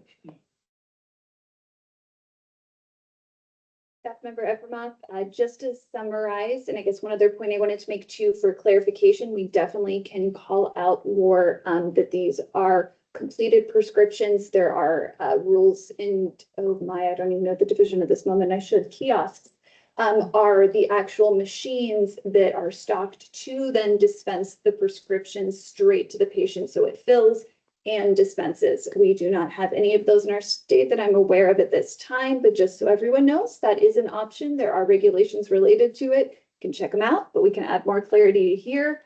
I hear big picture, it's more about what the outlet needs to do, and they get to decide how to get there. So you need to make sure it's dispensed to the correct patient. If you choose to use barcode or you choose to use something new that's more savvy, great, not going to limit it to barcoding, but there will be the tenets that must be met. How the outlets want to get there is up to them. And we're trying to pull away all these tidbits of tenets. We might have some follow-up questions next meeting too, after we kind of digest this. Is there anything we missed or maybe overlooked? But I think we have good direction thus far. Is there anything I'm missing from that, or is that an okay summary of this section?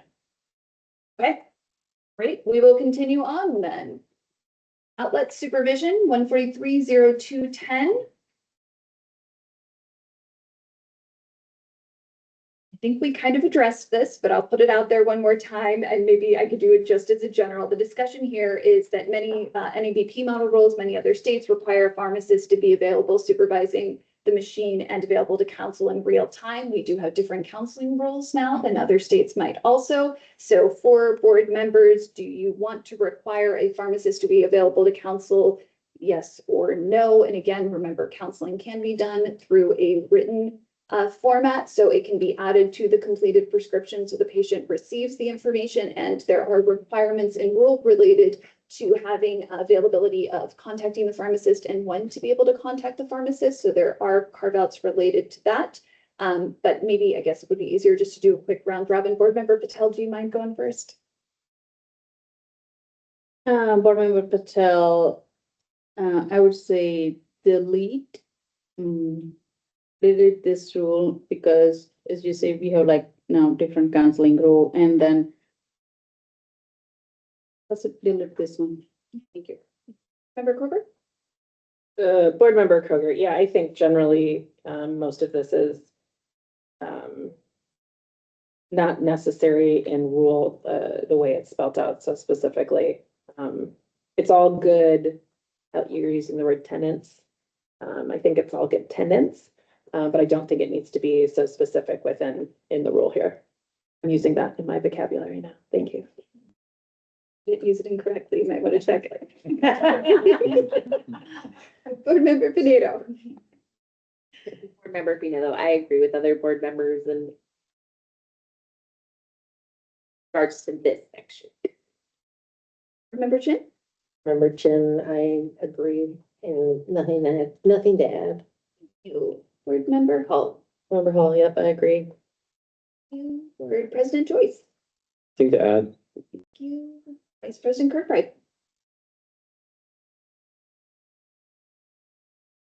Generally agree. I think it maybe goes back to the discussion of like, do we say something to make it clear? So like, do we say counseling must meet the counseling requirements of OAR blah? Or do we just assume that people know that because the PPL falls within a pharmacy? I don't know the answer to that. I'm kind of on the train of board member Pinedo that I like to go to a section and like see the things for that section and know what to do. So I'm kind of stuck on that, but I do agree that we don't need to have special rules for the PPL. So, you know, just our regular counseling rules suffice and are just fine. Our regular storage rules are just fine. I just don't know if I would want to see them like referred to in this section. Smith, I agree with the other board members.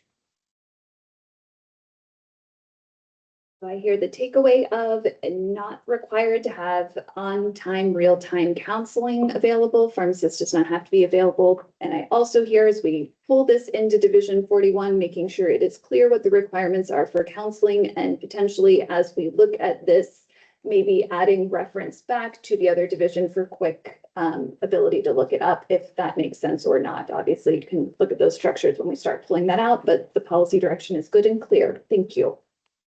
Any further comments?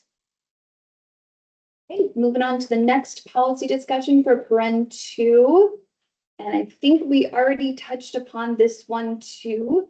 I have a note that it depends on previous board discussions. If we need to tackle this, can only a licensee stock and destock the PPL? So this will be part of our bigger conversation of what is part of the practice of pharmacy. You need to have a license to assist in the practice, and what does that look like in a bigger conversation? Is there any other or further comments that need to occur at this time? Work for AT&T. We're busy. Okay, sounds good. We'll move down next to the next policy discussion.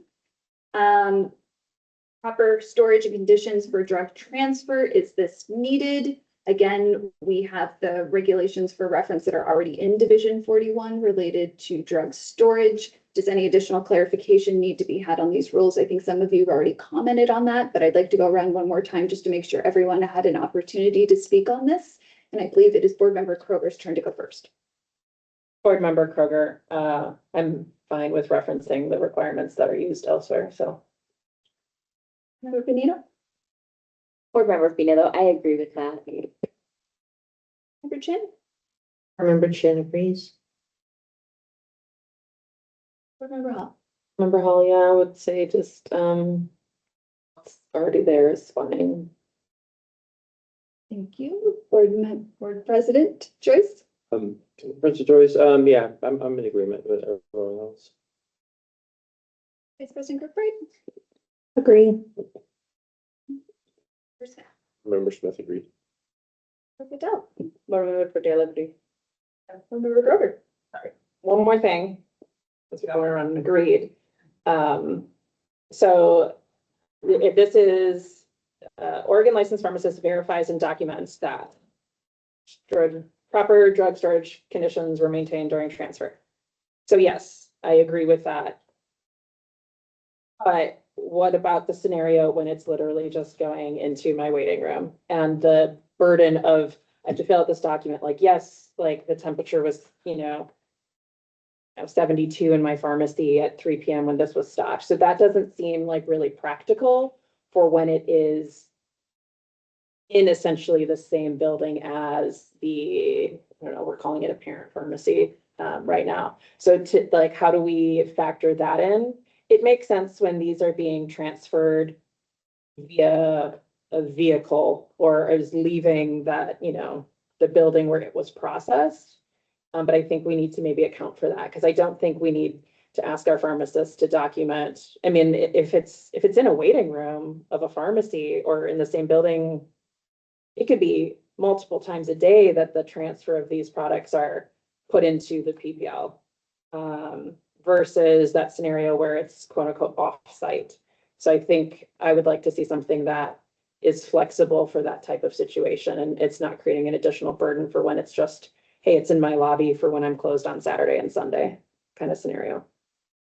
Question, staff member F. related to drug storage specifically or something else? I apologize. This was the maintained during transfer. Oh, okay, gotcha. Portion So of the drug. specifically just to the transit to and from, not really being applicable if it's 2 steps away or a 2-minute walk. Okay, gotcha. Thank you. Thank you. Any further comments? Right.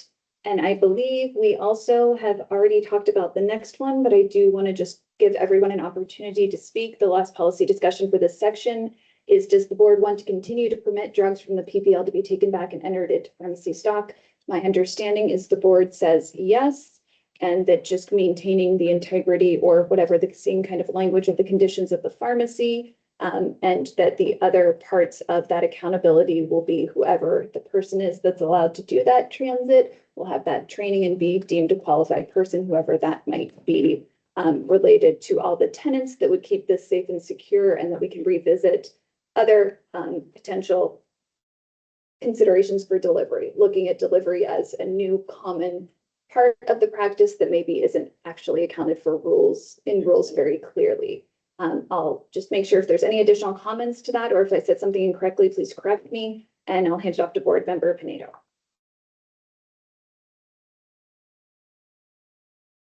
I have nothing to add. Thank you, Board Member Chin. Nothing to add. Thank you. Member Hall. Member Hall, yeah, you're correct in what you stated, nothing to add. President Joyce. Well, President Joyce, so, are you asking us to clarify if meds can be returned from the PPL and who can return them? Or, If you would like to still continue to have them be returned, and then we can talk about all of those. I heard the policy discussion a bit for us to try to craft some rules, so you'll talk more about who and how, but long as you're still supporting that they get to be returned to the pharmacy. oh, absolutely, yeah. Thank you. Vice President Kirkbride. No additional comments. Member Smith. Member Smith, no additional comments. Patel. Board Member Patel, no additional comment, and yes, it's just extension of the will call, so yes, so we can return to stock. Member Kroger. No additional comments. Thank you. Ooh.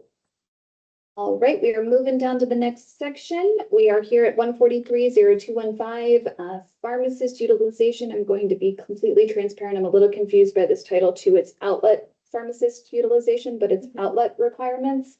So this is saying the pharmacy must ensure that the prescription drug device is not released until an Oregon licensed pharmacist or intern has provided counseling when counseling has been requested or is required. So that is still somewhat within the counseling rules. Again, previous discussion I'm hearing to kind of pull in for the board to remember talking about the PIC and individuals assessing potentially what makes is part of the inclusion of what could be added into a locker. There might be other kind of tenets and how an entity could satisfy the already current counseling requirements, and maybe this additional language isn't needed, but want to open it up for discussion. Does the board want to keep these requirements, or since we already have clarity in the counseling requirements below and the other tenants that are being spoken about, maybe this is a moot point?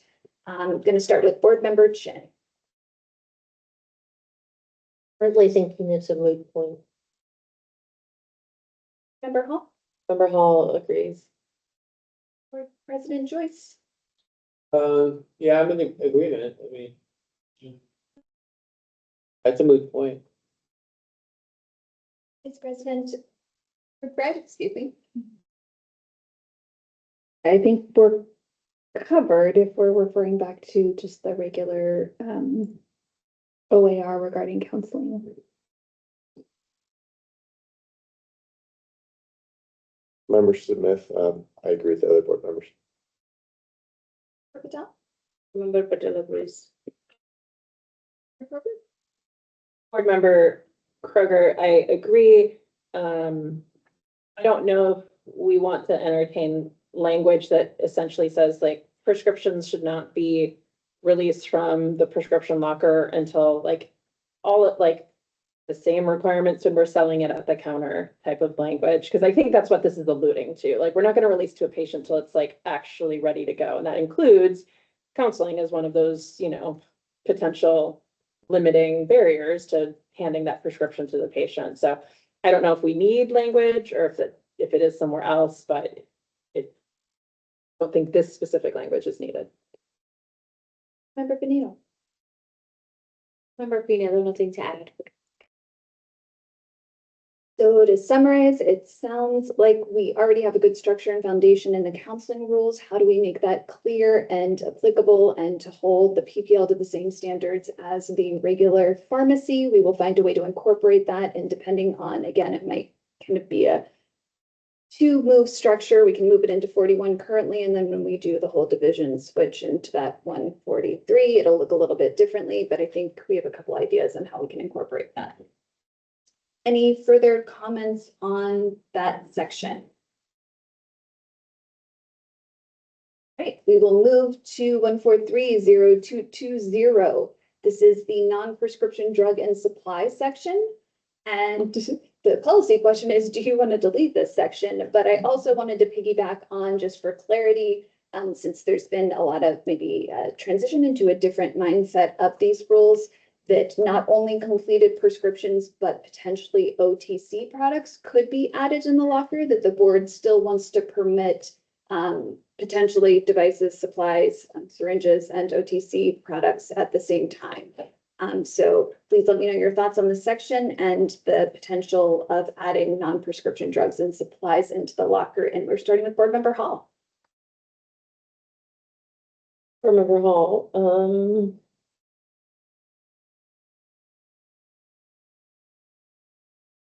I certainly don't see a problem with it as long as pharmacist knows, that it's going there and it's for a particular patient. I'm curious if I'm missing something, but it seems like I'd be okay.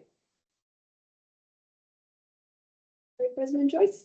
Board President Joyce, so you're asking, well, if we would allow or we could support the idea of OTC products, and what was the other information you needed? Yeah, Staff Member Efremoff. So current PPL did permit it. Just want to make sure to confirm and reaffirm that that would still be what the board would like. And then secondarily, do you want to keep this language or strike it, as it seems to be a bit confusing and maybe overly wordy? Well, in regards to the OTC products, so these are OTC products, and devices. So they don't need prescriptions or non-prescription OTC products.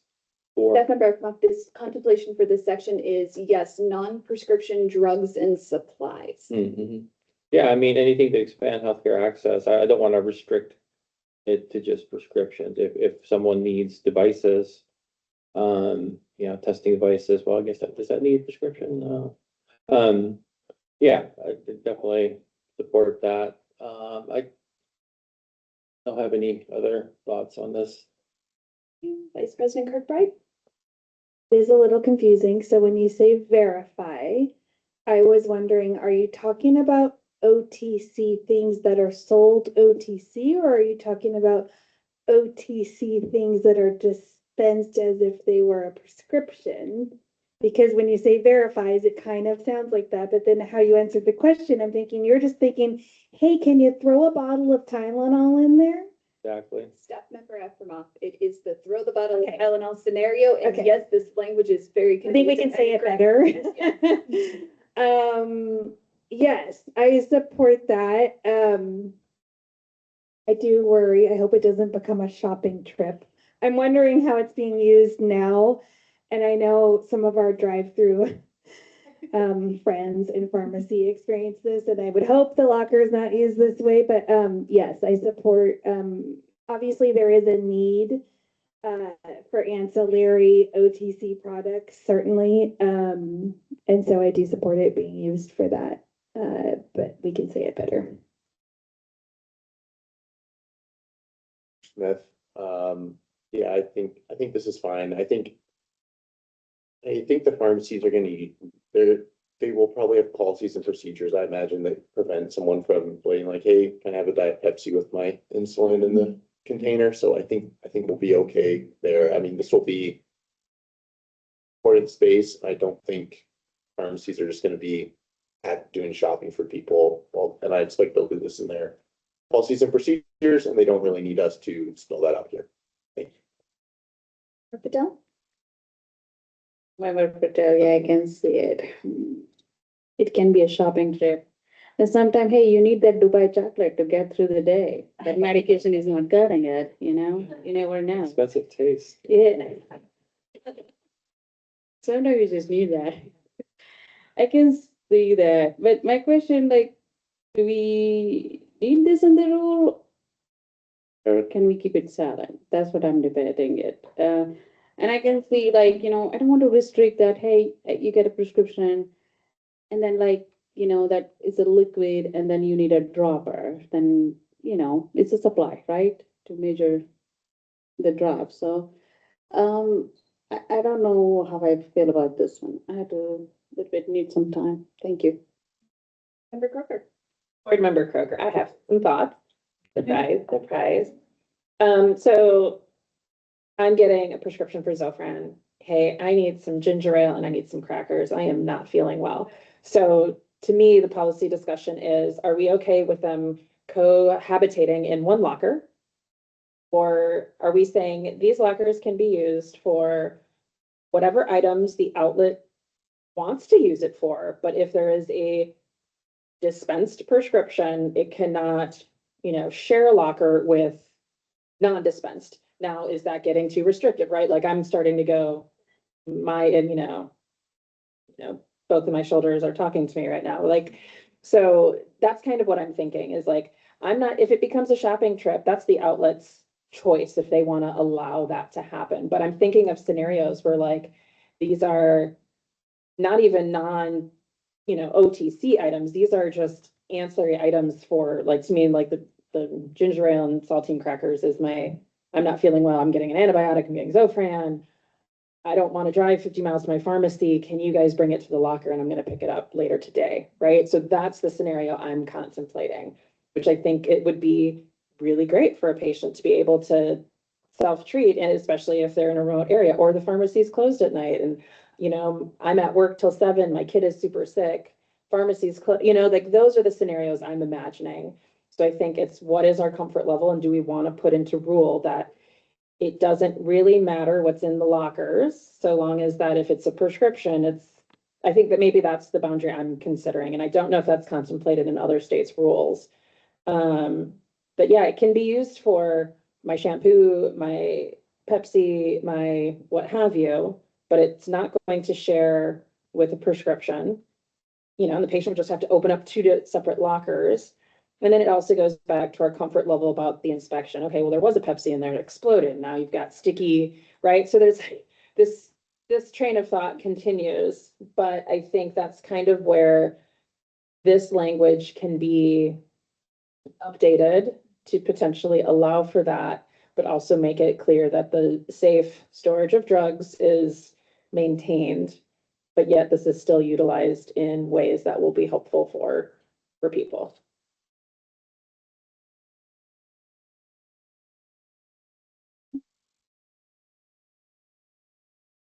Remember, Bina, though, I don't think that crackers consists as a non-prescription drug. I think non-prescription drugs, Tylenol, ibuprofen, vitamins, Pepsi, maybe. I mean, that could be considered a drug to some people. Caffeine. Yeah.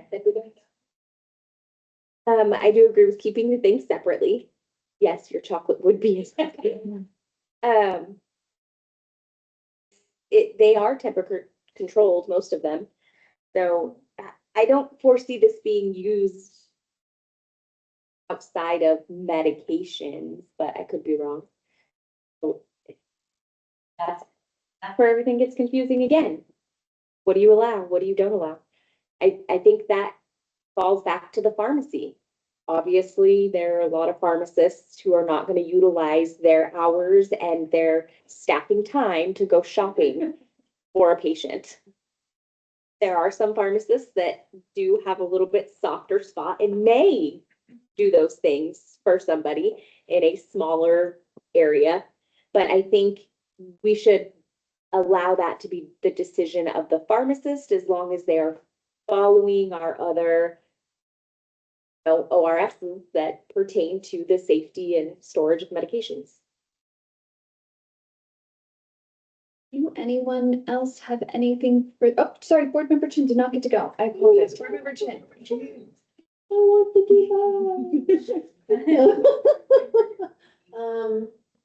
I agree, with Board Member Berger and Board Member Pinedo. I think that, that this is a policy and procedures for an outlet, but I think that it has to be clear that the drugs are separate from the shopping. Thank you. Open it up for further conversation for President Joyce. More President Joyce, yeah, I mean, we should, I think, keep it to non-prescription medications. I mean, I'm foreseeing, like, you know, a bottle of Sprite, throw in some calcium carbonate, some Mentos, and you have a surprise when you open that cabinet. Yeah, that could be. I would prefer non-prescription meds, prescriptions, and devices in those cabinets. Otherwise, you know, you're opening up a whole can of worms and potential explosion. Their thoughts? So staff member Efremov, summary, I hear maybe 2 options to give some language related to if you want to allow whatever they want to put in the lockers, up to them, as long as they make sure drugs are maintained separately and meet all the other requirements of regulations, and potentially another option to restrict that the locker is only drugs and OTC and what auxiliary supplies needed. Okay, great. Keep moving on then.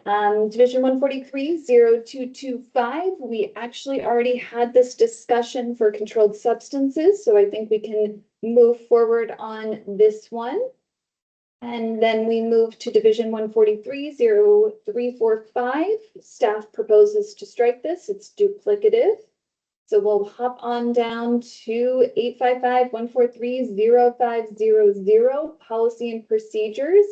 Policy discussion, if the board potentially wants to delete these, there are the reference of other current regulations, but it's also important that you ensure the requirements are clear in rule and not just require P&Ps. You need to make sure you're putting in requirements, and AEG Hunt is going to provide additional context related to this before I move to a round robin so that she can wax intellectual for us. Look at my notes.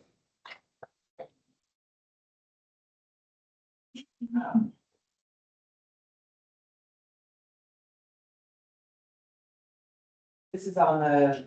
Can you scroll back? Policy and procedures, and if you could please move your mic closer to you, we'd greatly appreciate it. So generally, it's talking about, sorry, regular policies and procedures, like so there's policies and procedures that happen, we, as the board, right, like, well, we want to put out a policy and procedure, we have policies and procedures that like obviously go to staff versus like policies and procedures that you have, when we're issuing things to licensees, it's like generally like we've kind of moved away from that, right? Because it's like, if you want to discipline somebody for something, it should be in rule. Whereas these policy and procedures, Rachel, would you mind? Oh, yeah, sorry. Can you see them? Just to the left, yeah. Yeah, to the left. The rules, not the, I'm sorry. Okay. Can you scroll down. So this is like a list, right, that we have with these like policies and procedures in general, of what we're asking the pharmacies or outlets or whoever to have on file. The hard part on these, right, is that like, we have this list of these policies and procedures. It concerns me because a lot of times what we'll see, right, is that we'll get a case and they'll be like, I was following the policy and procedure of my outlet and it's wrong, right? And so just, I want you guys to think through, like, is this really what we want, or do we want people just following our rules? And so just having this sort of like blanket saying like, you need to have, and I know you guys talk about these a lot, and I know Maria's sort of indicated to me that it's like a bigger pharmacy thing. That like policies and procedures, it's like a very like big part of your, and so maybe I need to understand more about that before we like get into this.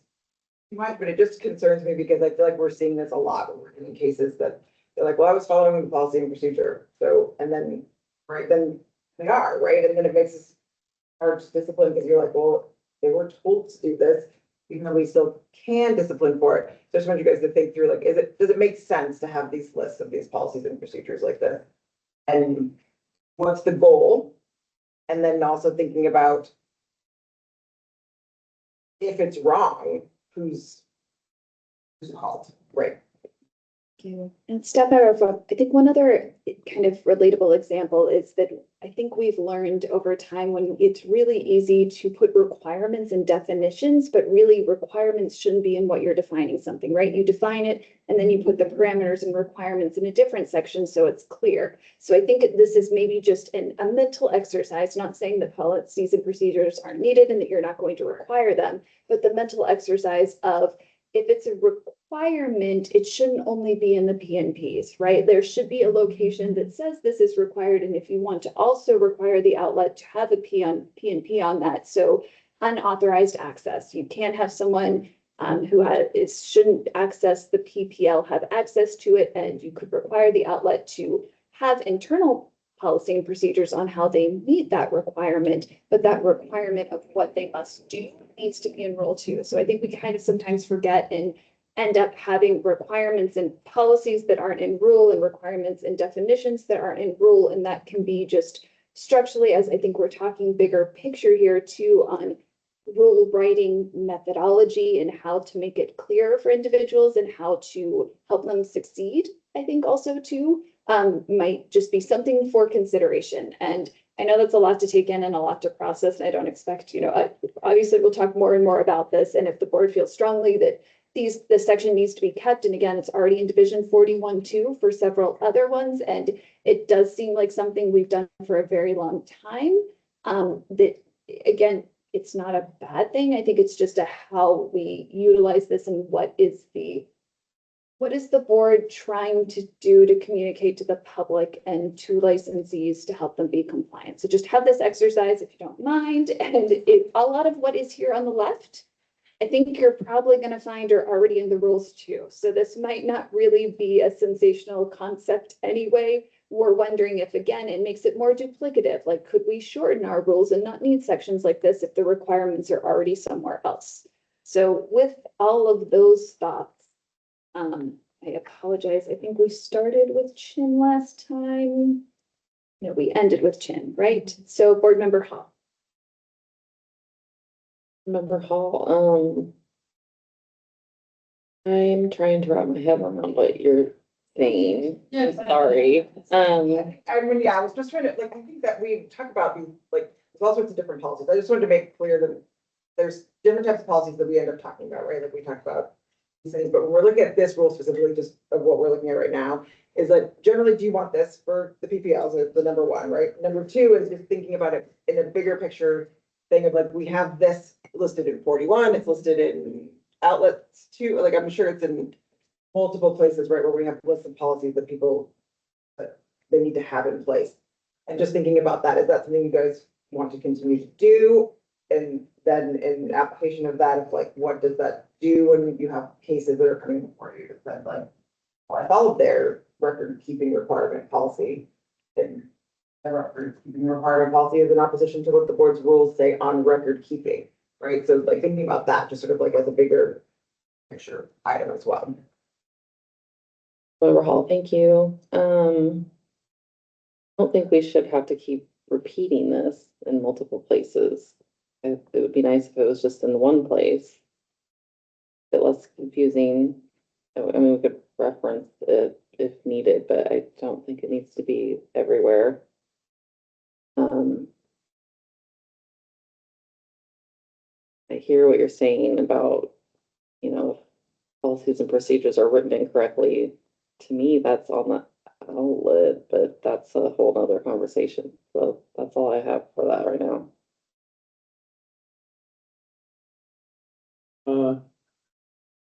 President Joyce, I mean, there's no need to duplicate rules. I mean, on, you know, on the right are 1040 outlet policies and procedures that are currently in rules. I mean, why? Those are tenants of pharmacy, right? I mean, that's yeah, I mean, you know, too many words can just gonna make things confusing and I think about it as two different pathways. So either we have a very prescriptive rule where we say, this is what we want you to do. This is the standard we want you to meet. And it is the exact thing we want. Or we don't necessarily care how you do it. We just want to know that you are thinking about it or that it's part of your process. And we want you to have a PMP. So an example might be, we want you to have a PMP for continuous quality improvement, or we want you to have a PMP for training. I don't think we as a board can prescribe that for every single pharmacy in Oregon. We could never do that. But we can have, you know, rules about security or rules about what has to be on a prescription. So I agree, it should not be duplicative. We shouldn't have rules and then say you need to have a PMP that lays out all these rules. Like that doesn't make any sense. But I do think we need to use the PMP more often, and where it makes sense, as we've had this standard of care conversation, put the decisions in the hands of the pharmacist. When it's not something that we need to make the decision for them, as long as we know that they have thought it through and have a process for it, that's what we would look at. And if there's a case and it's inadequate, then we address that at the time. So I don't I don't necessarily think we should move away from policy and procedures. I think using them, it can be a very good thing, and it's a way we get to standard of care. In this case, if we are going down the route of having rules, then I agree with deleting the section on policy and procedures.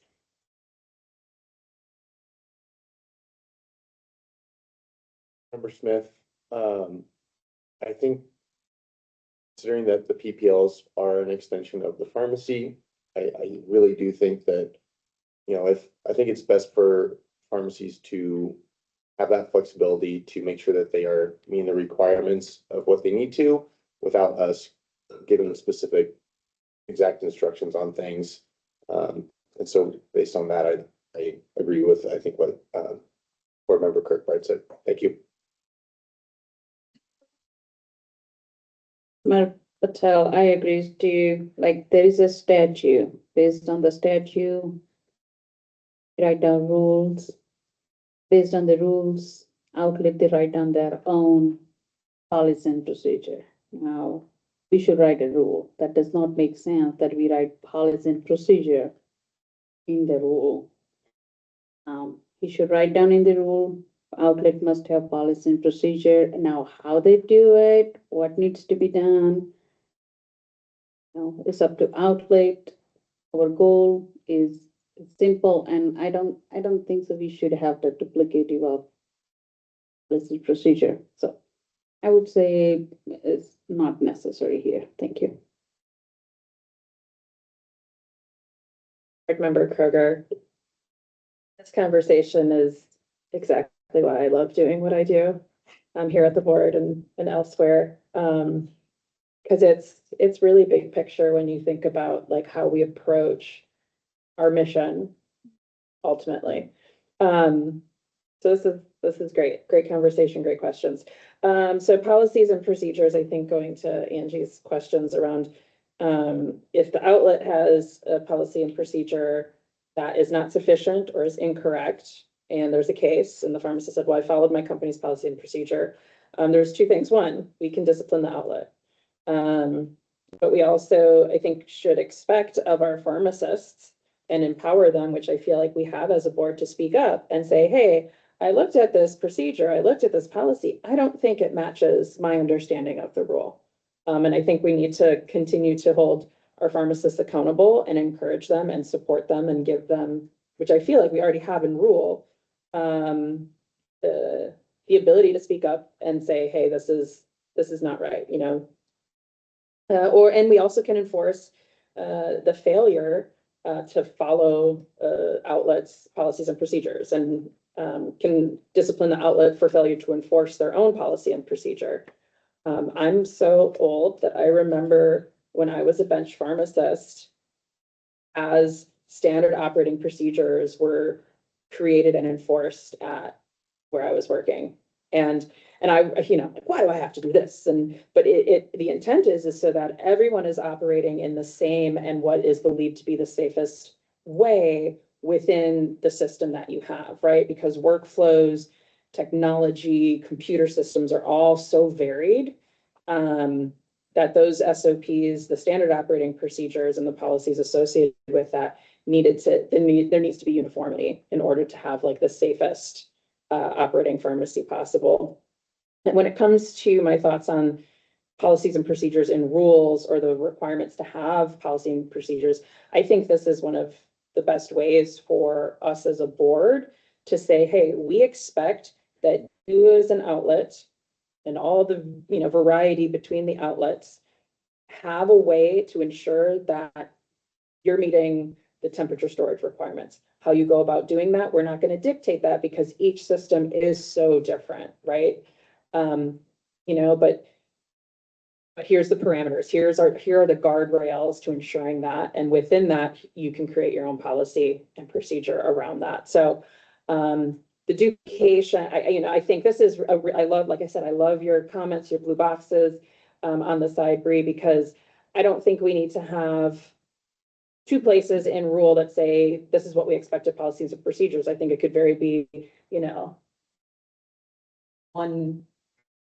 one U if operating a PPL, ensure you have policies and procedures to ensure that, you know, right, like that needs, you need to have policy and procedure around your PPLs.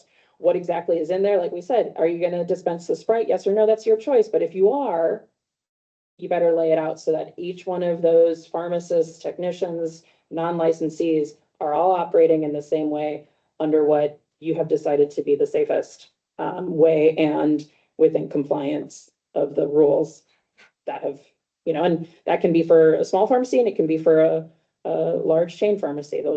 That process, I think, is the same for each. Happy to talk more about policies and procedures and the end behind it, because I do have a lot of experience reviewing, living by them, reviewing them, providing feedback a day to day. So duplication, absolutely not. Inclusion with the current kind of requirements for policies and procedures, yes, that's how I feel. Thank you. You know? Remember Pineda, what she said. That's what I was gonna say. Remember two categories. This is board member Chen. I am a policies and procedures person too, and I like having the guardrails that are necessary for certain things that we dictate, but that each entity has the knowledge, skills, and abilities in their licensee to develop those. That's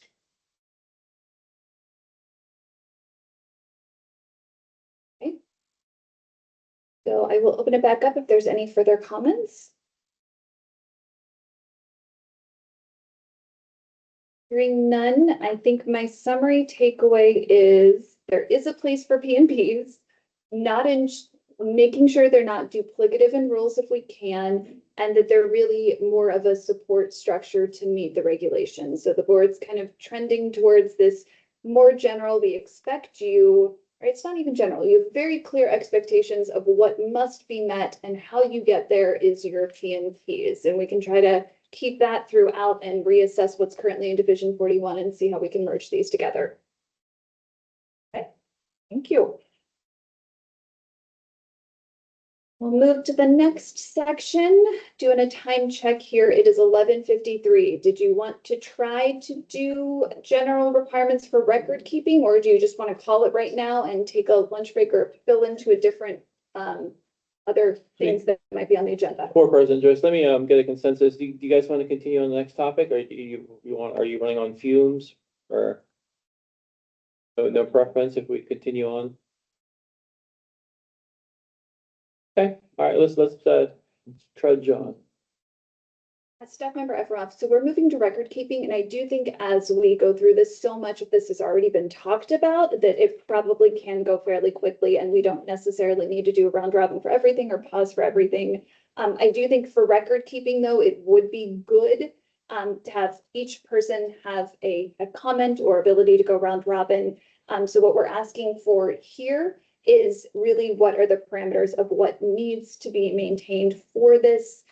Maybe more specifically, we didn't get into if surveillance is needed or not. So I don't know if you would want to keep records of that. I wasn't hearing a resounding any additional surveillance specific.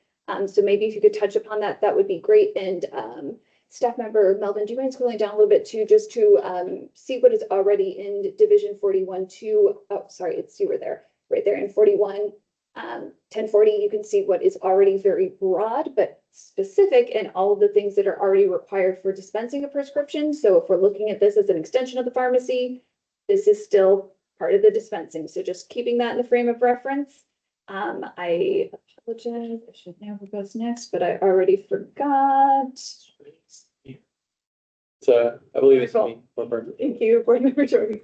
Board member Joyce, so, I mean, there's nothing specific in the 1040 that talks about, like, video, or are you asking about video surveillance, the need for surveillance, audiovisual surveillance at the PPL? Is that? Staff member Efroff, if you believe there should be video surveillance, please speak up. And if so, should there be any records? And secondarily, are there any additional records you would like to be maintained that are not accounted for in Division 41 currently? Oh, well, like I said, these machines already have cameras in place. And it's the outlet's responsibility to ensure they are meeting statute. The fit function of the person performing each step in the dispensing process. I mean, there are already, I mean, do we say you need surveillance in outlet pharmacies? I mean, there are video cameras in, everywhere I've worked in pharmacy setting. But is there a rule that says you must have visual surveillance? Correct. There is no requirement for video, but there is the security of the pharmacy. The security of the pharmacy. So if we're talking about the rule already in place, talking about security, I would assume the retail pharmacy, the brick and mortar would ensure some kind of surveillance system to have, I'm trying to lean towards standard of care. And the responsibility to have that security, putting it in new rules or whatever for the PPL. This time I don't see a need for it because, like I said, those machines already have video surveillance, and if you want to ensure security, you'd want to monitor those cameras. So I don't feel there's a need to add any additional specificity to audiovisual communication system being needed. Vice President Kirkbride?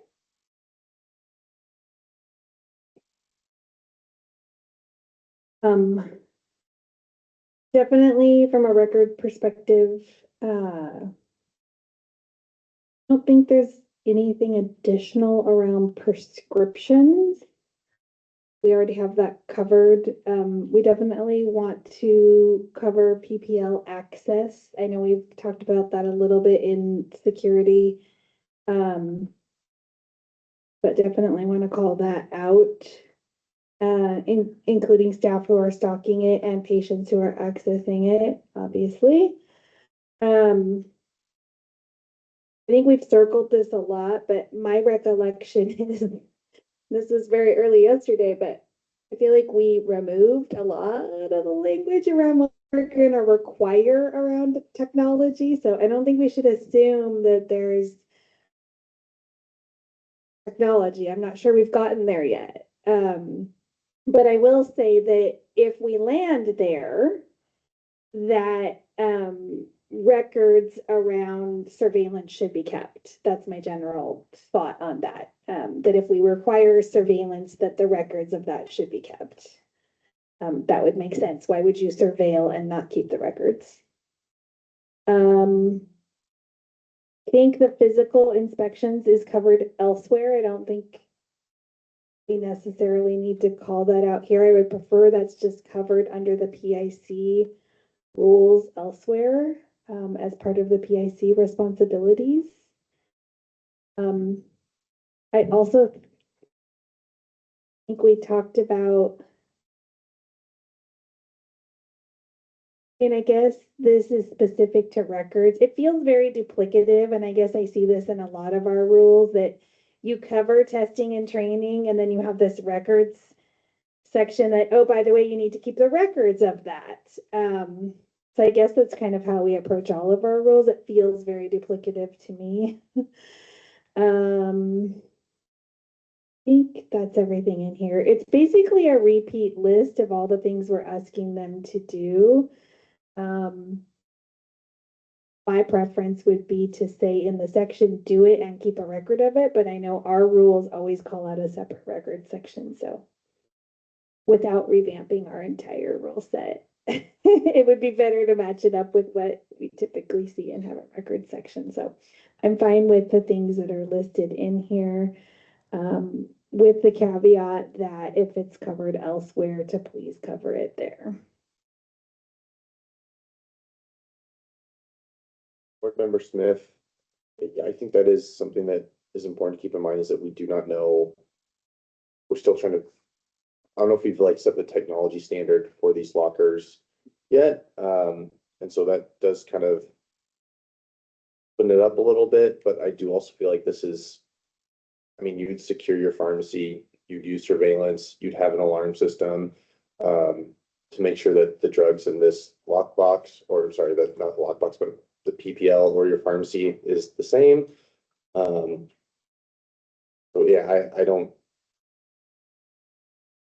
know if we really need extra specific laws for things. And I feel like too, if someone did decide to use a PPL, I think it would be stored in the point of sale data, just like we have for our prescriptions too. I think that'd be an important piece, but again, I think that is all already stated elsewhere. So that's all. Thanks. Thank you. Board Member Patel? Member Patel, as we all know, this is the extension of the will call. Do we require all those things for our current will call? Probably not. It's all duplication, and the more the requirement you put, there is going to be unintended consequences, you know. Licensing might not even robust for these prescription lockers in the rural part of the Oregon, so. It's duplicative, it's already there, we shouldn't write down more general requirement just because this is a prescription locker. Thanks. Member Kroger?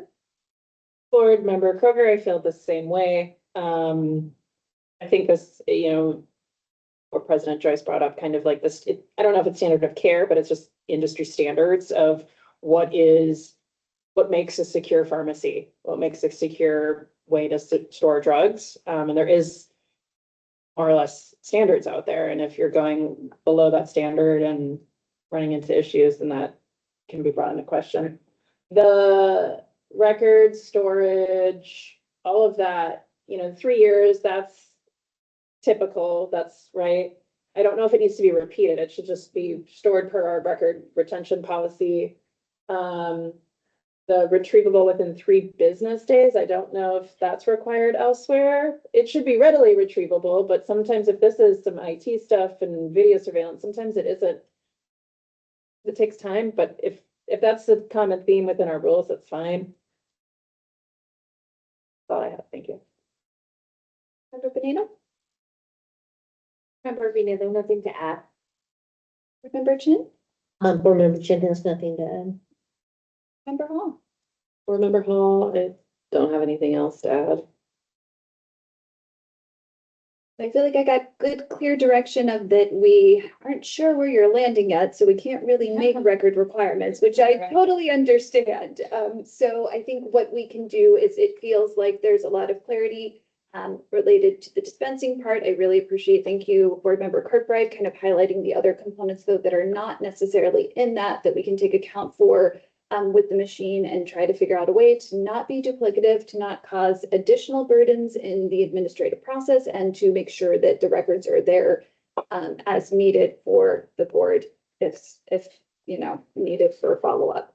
I would do a point of check at this time. There are 3 sections that are left that could all be done in one fell swoop. I think if you want to carry on to finish, or if you want to stop, we can stop now. I think the consensus of the board is just to finish through. Is that right?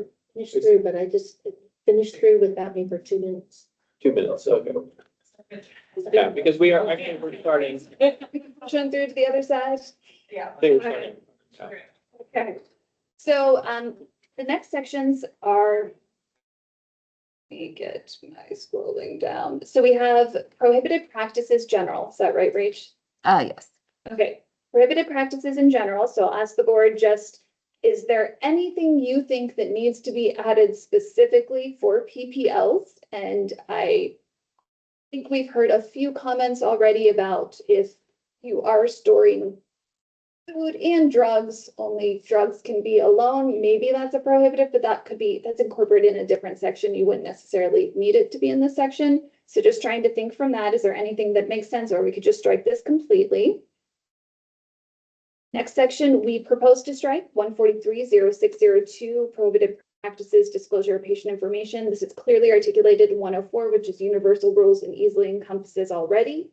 And then finally, grounds for discipline is clearly articulated in law 689-405, also in other Division 41. Staff would recommend proposing to strike this also unless the board feels strongly about wanting to articulate something there. So with that, I will then do a round robin and see where all the board members are. I believe it is board member or Vice President Kirkbride. No, you went last first time, didn't you? No, I you think we didn't. were gonna start with Hall to extend the time for. Are you passing it? Can I go first, Hall? It's like, no. I'll go again. Okay, board member Hall. I'm fine with striking everything listed. I'm just curious, why are these here if they are recommended not to be, or like the sections? I follow that. Yeah, staff member F. I think something I probably didn't articulate well at the beginning is this was a standalone division. So when you have a standalone division, you have to count for everything. So the board at the time had talked about, you could reference back to 1036 or put all of the cold drug storage rules in there, for example. So every tenant needed to be added within that. So back to kind of that standard structure, Vice President Kirkbride had talked about, like we have a record keeping bucket, we have a prohibited practices bucket. So it was filling all of that kind of standard language. And now that we're moving away from that, don't necessarily need it unless you feel something compelling needs to be called out that we could then pull into Division 41 too. Member Hall, thank you. Yeah, strike, that's fine. Board President Joyce. Board President Joyce, so are we talking specifically 602 or? The rest of the divisions that are there. Yeah, I mean, that, there's no need for 602 for sure. Then with 600, PPL may not.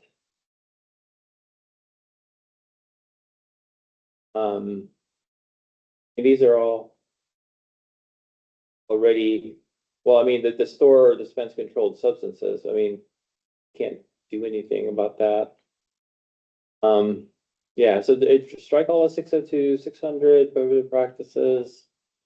It could come back to me on that one. There's, I mean, we can't do anything about the controlled substances. So should we strike that or leave it there? I guess it needs to be there, right? It needs to be there because at this time, DEA doesn't have a response for us.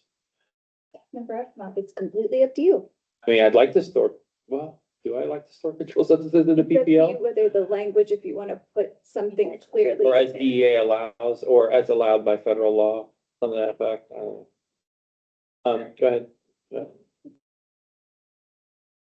Handing it Vice off, President Yeah, Kirkbride. you pass just it. as I'm scrolling up to the top. Out to the bottom. Okay, so 600,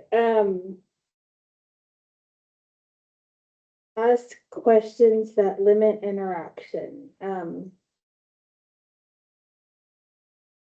to think about that one, to me, I'm envisioning a scenario where there's not staff there at the PPL to interact with the patient. So I'm having a hard time wrapping my head around that one.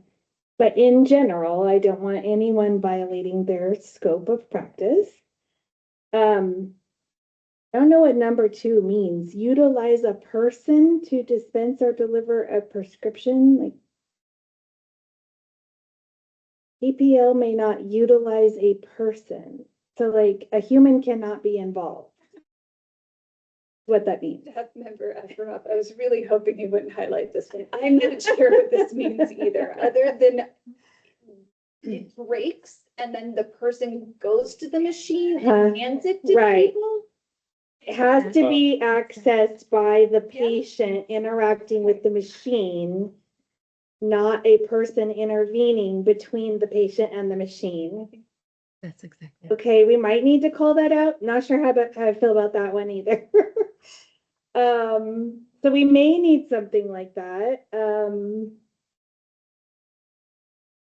Since drugs that require further manipulation, I agree with that. We probably should address that, although that might be common knowledge.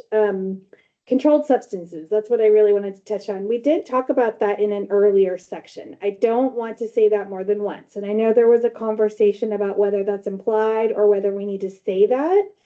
And there was debate.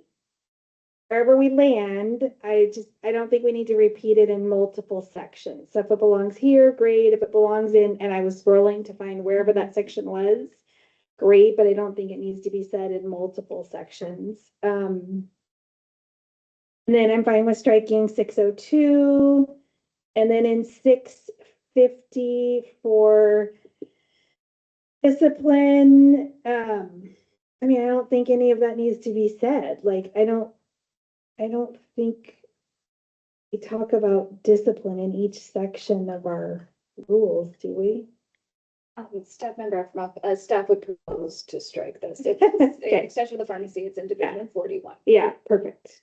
All right, that's all I have. Thank you, Board Member Smith. Board Member Smith, I'm okay with striking all three. Thank you. Thank you, Board Member Patel. Board Member Patel, I also agree to striking the whole section.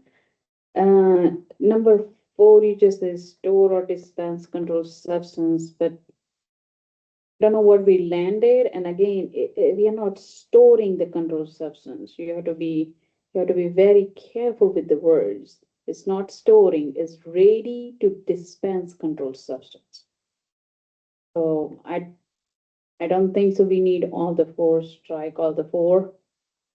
And yeah, everything else is also strike ground for discipline and other one things. Board Member Kroger.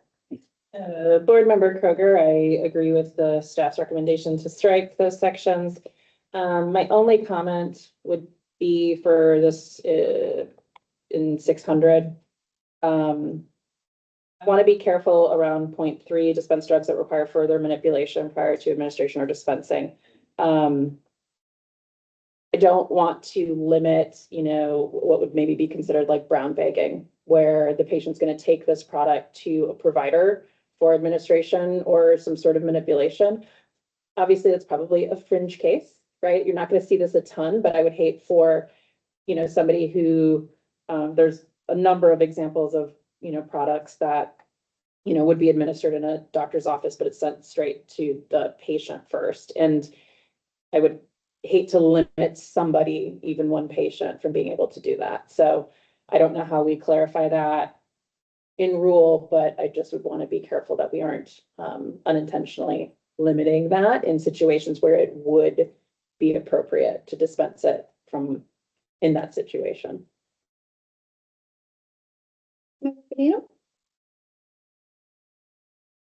Member Binetto, I'm okay with striking the 2.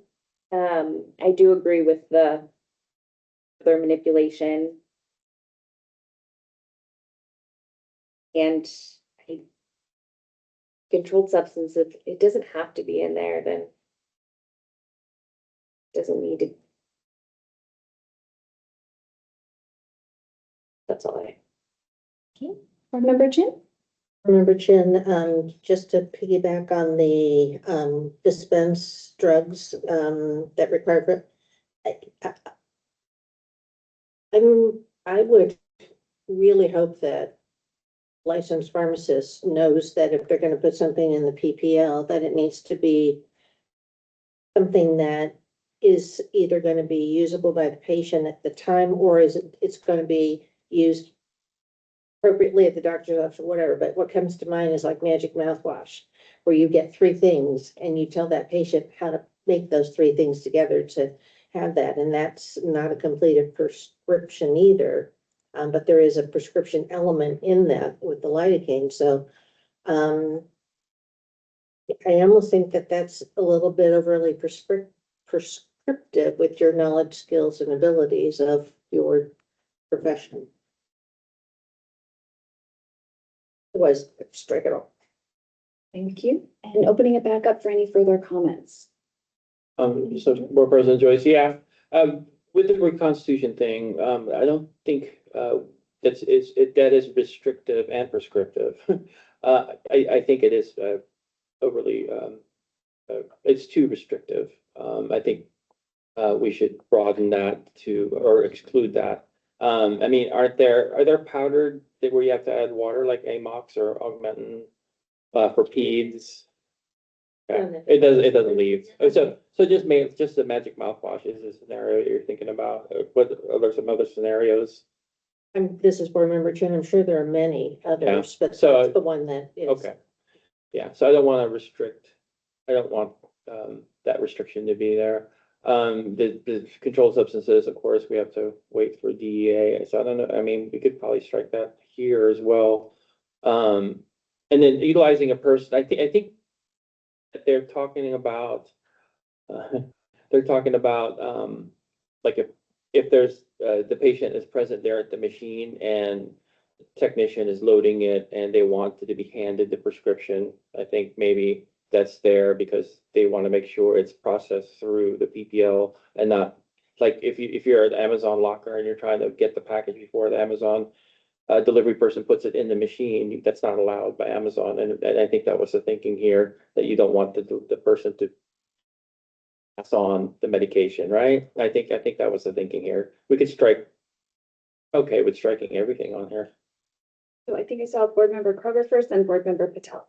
Board Member Kroger, I want to be clear that I don't think it's appropriate for amoxicillin powder in a vial of 100 milliliter Yeah, that was water the stuck in question. a lot. So I just. That was a I- question. Yeah, no. Yeah. So there are some circumstances where it is not appropriate to be in the locker because it requires reconstitution or temperature control or some sort of manipulation. Absolutely.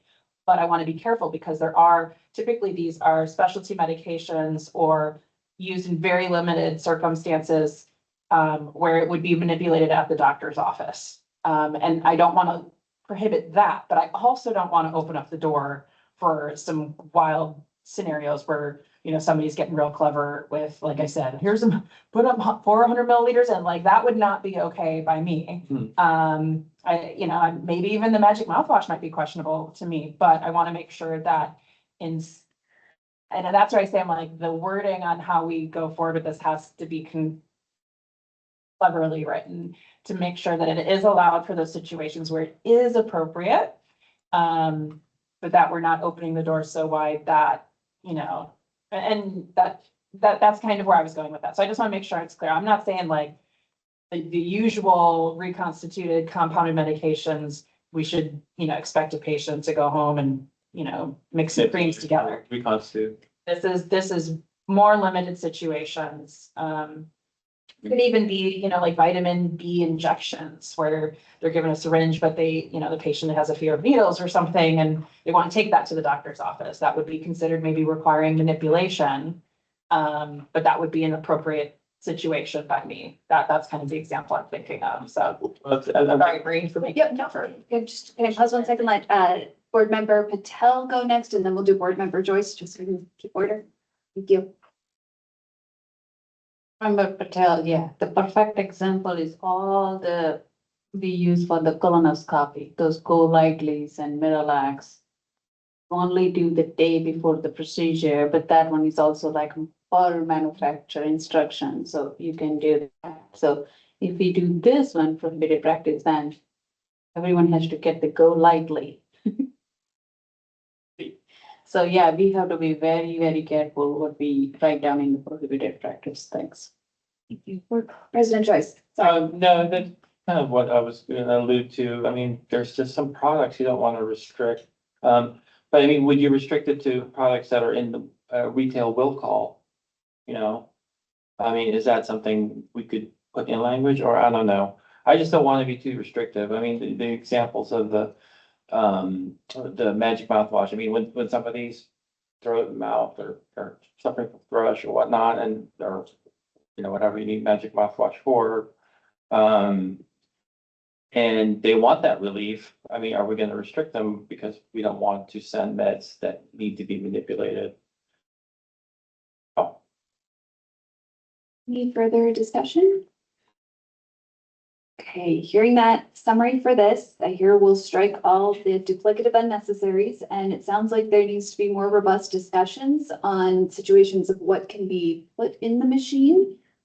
Specifically, it does sound like a lot could be accounted for with policy and procedures, but there seems to be some additional discussion and maybe specificity or clever language on how to capture generally, not being overly specific, but still ensuring appropriate medications are in there. And I look forward to seeing how you're going to do that. So, thank you.